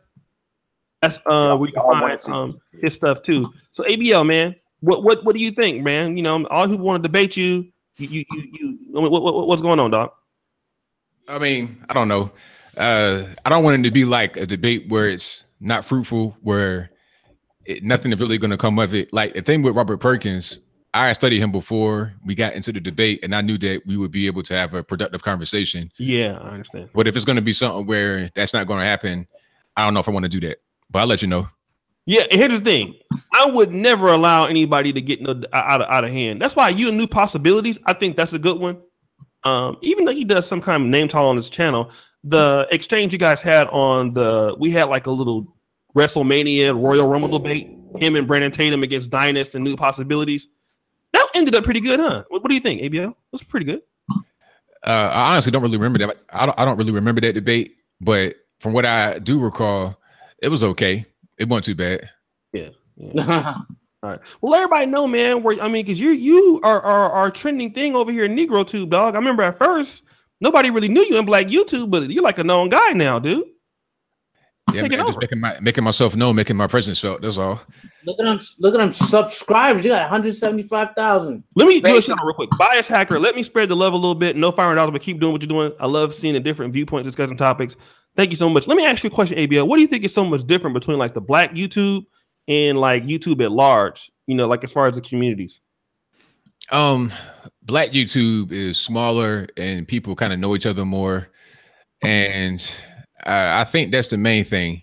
And I think it's probably a little bit more competitive, even though YouTube at large is more competitive. But it's kind of hard to describe what I'm saying. I think we're more competitive with each other in a small community, but YouTube at large is more competitive with a lot of other people. So it's a smaller network of people, but it's very competitive. That's probably the best way to describe it. But aside from that, it's not much of a difference. Okay. Do you think like Black YouTube has more interesting things? I mean, do you think it's growing as far as the content creators are trying to get better and stuff like that? Do you think like it's more developing into something more productive than it used to be? Yes, because at one point I felt like it was only Tommy by himself, but now you got a bunch of guys doing a lot of different things, and you got people talking about a lot of different topics who all are getting attention and shine they deserve, rather than just having one or two guys that you talk about that's in the Black sphere and that's it. Okay. All right, man. Well, where can they find you at, man? Because you definitely making your presence on the Negro Tube, dog. At first it was just like, Black guy with a, non-Black audience, primarily, at least we assume. But yeah, that's an exception. You are touching a lot of Black people's lives that do agree with you. So you are getting popular in Negroville. Yeah, man. I'm just trying to change minds, change hearts, get them away from the left, get them away from a destructive lifestyle and bring them onto a constructive lifestyle. And you can find more of my content on my YouTube channel. That's youtube.com/alog. That is youtube.com/ALOGE. You can also go to my website where all my social media stuff is at. Snail mail stuff, so whatever you want on my website is there. That's AnthonyBLogan.com. That is ANTHONY, the letter B, LOGAN. And last thing I'm gonna say about the debate, I'm never scared of the debate, but if it's gonna be something that is just purely entertainment, nothing constructive, then it ain't really no point. If I think it will be that, then I'm with it. But I ain't never scared, so don't get it twisted. I'm out. No, I don't think he's scared. Except for was this entertainment for you? Huh? No, I think this was constructive here. Constructive? Yeah, Huh? I think it was, because we got into geopolitics and stuff like that. But you know, people say I'm entertaining in general, so that's fine. But I think that it was still constructive. Don't hate Oshay. Yeah. ABL is here. ABL is here every night, almost. Well, not ABL, but if he sees this, he'll hop in. She's here a few times a week, so I've lost count of how many shows you've been on over here, dog. It has to be at least more than 30 or 40. So he comes in a lot. So yeah, it's productive, man. You know, a lot of people think that black men can't have these conversations and stuff like that, but obviously we prove it every day that we can do it. And some really smart guys here. Let me go to one of the founders, man, of like black conservative channels on YouTube. The first guy that I did a hangout with, you know, I got a lot of respect for him. Black men taking our community back. The brother is dynamic in every sense of the word. He is what I think, you know, the black man should be striving to be. He is what I would consider a leader in the black male conservative movement. He's definitely helped, you know, change my ideas about certain things. He is, I cannot say enough great things about this guy. I want to get him back on a one-on-one, but he's been busy. Okay. Tell them about what you've been doing, brother, because you're such a dynamic brother, not only just in YouTube, but in real life. What have you been busy doing right now? Oh man. Well, I mean, I primarily do a lot of real estate investing. And so that's been tying up a lot of my time. You know, I still do my little community events and different things of that nature. And I just try to, you know, I can, man, for the most part. But I you know, it's not that I fell completely off of YouTube. It's just more of I like to have boots on the ground. I'm an action oriented person. So I just like to just get in there and just, you know, try to figure stuff out, try to help as many people as I can. And that's just kind of where I've been, man, just trying to raise as much capital as I can.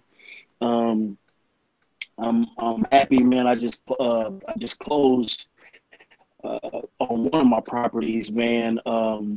Was this last week, man, and that really put me in a position of growth. I'm getting ready to hire a couple more people, man, and see if I can push this thing to the next level, man. So that's kind of where I'm at, you know. When can I get a show?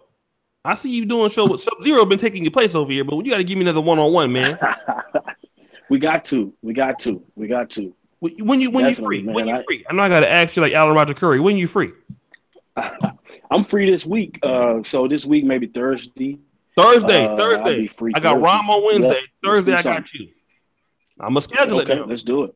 Okay, let's do it. So shout out, guys. You guys need to hear this from Black Men Taking Our Community Pack. He's one of the first black male channels that were for black men, and so you know what I mean. The guy is powerful, and everything that he says. Not only does he say the man is doing cleanups in the communities, he's starting businesses in the communities. He's the man counted out $40,000 in cash. Like he's not no. You know what I mean? He could have did more. You can go watch that video on his channel. So this is not a bullshit type of dude. None of the guys that come on my channel are bullshit dudes. I don't have no bullshit niggas on my stuff. So I want to just so we'll bring him on Wednesday. Let's go to my man, the Bishop Edward Anderson of the Long-Winded Missionary Baptist Church. What's up, man? Edward. This is the only time Edward been quiet. Oh no, my bad. I was waiting. I was on mute. No, man. Hey, man, this has been a productive discussion. I always like to, put the ideas out there, agree or disagree. You can check me out. Just YouTube Edward Anderson. My name will come up. You can see me talking shit. You could, if you need to go to sleep, I'll be that good, elevator music, just running my mouth so you can fall asleep to me running my mouth. A lot of people tell me it works out great. But no, I'm not afraid to go to the truth where it needs to be gone. I know I've talked to Mr. Black with Sub-Zero, another good brother that's out there doing really good things, and it's been good being on here. Appreciate you letting me on, Oshay. Yeah, no problem. And shout out to Edward Anderson, man. He's been a big part of the shows, man, as of late. And LAR movement is sick, guys. So you know what I'm saying? Usually he's on. But man, my brother SupaSly, right? SupaSly75. I can't say enough good things about my brother because how me and him became friends, he's actually talking shit about me. Yeah, you niggas out there talk about getting fucking likes up. But I was like, man, I like this guy, man. But he's a powerful dude, man. I just want everybody to point to your board, man, just real quick. I want to show you how these guys are about what they say. What does that board mean? These are the schools that stepdaughter's been accepted to, so she's kind of mulling over her options. Arizona State, UC Santa Barbara, Northern Arizona, UC Merced, UC Riverside, Fresno State. It's like she got two more from Tennessee and another one from another school we got today. So she hasn't made up her mind yet. So now you guys see that. Now this is a man, his stepdaughter, and every time he does a show, he comes on here. He don't erase that off the board. That's there, right? And that is good parenting. That's good fatherhood right there, man. You cannot say enough. A lot of guys talk that shit, but how many guys do you see will have in the back?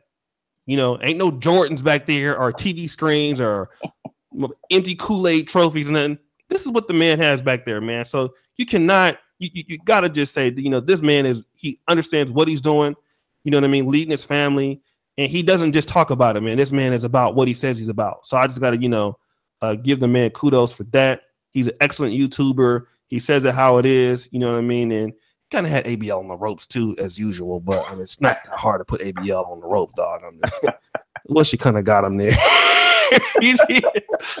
And where can they find you at? Where can they find you at, man? Where can they find you? Main channel SupaSly75. That's the main one. So, and then I do a bi-weekly podcast on www.onthewakeupshow.com. So I do the morning show, the Morning Star show every 2 weeks. I do that. So, yeah. Okay. Yeah, man, tell me how that works, dog. I want to get in on that. And then, so I mean, man, just so much, so talented brothers. Like I said, anybody wants to debate ABL, let me know. Oshay King Productions. You know what I'm saying? Everybody wants to debate ABL. Just let me know. I'll set it up. I'll just send them the offer. Okay. Oshay King Productions. That's what we do. My man Randy Flagg, last but not least, we did an interview earlier. Hit me up in the morning. He was like, "Yo, let's do a show." I was like, "Nigga, everybody sleep right now." He's like, "Okay. Few hours. Let's do a show." And so he came on earlier today. I've been a big fan of my brother, man, Winter Lao Wai in China. It's so hard for us as we live out of the country. We're Americans living in a foreign land. And it's very difficult for us just to even come across other brothers and have a conversation. So I know this is different for him because he never gets to do this. I think it's like your first hangout like with all black men on it like this before, isn't it? Or I accidentally came here. I'm so glad I did. I'm so glad I came in. Yeah, man. And you always welcome, man. You're a very smart guy. You made a lot of great points. Had ABL on the ropes as usual. But ABL caught me with a right hook. Yeah, but all you gotta do is hit him back with a jab. He'll back off. He's a bully. He's not. So let everybody know where they can find you at, man. Winner Lao Wai, just Winner. LAOWAI. That's Lao Wai. That means outsider in Chinese. If I just represent the black diaspora in China and Asia, I've been at this since before 2014. So I've been doing this for a while. I used to blog write, and then I took advantage of YouTube. Used to be Loser Lao Wai. And then the man took me down, So I'm trying to build my momentum back up. So if you just want to know about like black people in China and Asia and how we go about doing things in life, then you just come through. I'm definitely going to subscribe to these 5 other brothers that I see. I already subscribed to ABL. I already subscribed to the All Street Looks, okay, and the original Black Man Community. I couldn't find your YouTube channel, so and Neo Edward. Black Man Edward, I'm going to the Edward and Heavy. What's your name? Because I can't see the names. It's like SupaSly75. Those guys' channels are in the description. Okay, can you send them to me so I could just know? Because I'm not good at that stuff. This is like my first time. Let me do this real quick. Shout out to JJ Green. JJ Green, man, you've been playing with me, dog. JJ Green is one of the few Black employment agency owners in Wisconsin, and he was supposed to do a show with me on blackmail and employment. But the nigga like playing tag with me and shit. He'd be like, "What up, Oshay?" I'd be like, "Let's do a show." He don't respond to his Facebook, and then he come on live and say, "What up, Oshay?" So shout out to JJ. To find me a job in Wisconsin. I work in Wisconsin. The brother is powerful, but the nigga be playing with me, man. The nigga is like a magician or something. He's like, "What up?" He must be a necromancer or something. He only talk to dead people or something. Because you know, when I try to get a hold of the nigga, I can't find the motherfucker. You know what I mean? But he's a powerful brother. He like to talk a lot. So it'd be a good podcast. I like niggas because niggas love to talk. And he's a brother, man. He gonna drop a lot of knowledge on you brothers, man. I've been trying to get a hold of him about 6 months. So brother JJ Green, inbox me on Facebook with a date. Don't hit me with hello. Just end a date because you always dodge me and shit, man. I feel like you making me feel like you a bill collector. Okay. So shout out to the brother though. Let me do this real quick. Whose channel is this shit right now? Wait, let me see. Gotta wrap it up, boss. I know my bad, bully. Let me go ahead and end this shit. Since ABL says so, I gotta end my own shit. Okay, Black men taking our community back. Okay, I'm putting it there. All right, so guys, thank you, brothers, man. Again, Anthony Brian Logan is kicking me off my own shit. This is what he does. You know what I'm saying? So, guys, subscribe to everybody in the description. And I'll put everybody's stuff in the description, man. Thank you guys so much again. Email me at planetoshay@gmail.com for all the free ebooks, all the other stuff. Anybody got anything else to say since ABL is kicking me out my own shit? Thanks, man. Like, this is really good. Do this. I'm definitely going to be back. Every night. Well, I'm not even every night. I'll definitely be in the comment section. All right. Wody Maya was here too earlier. Where the fuck he go? Excuse my language. Where did he go? He just came in trolling like he always does. All right, guys. So let me get up out of here, man. Thanks again. Shout out to everybody. Thank you, Bully. Never respect and peace to all y'all. Peace. Peace.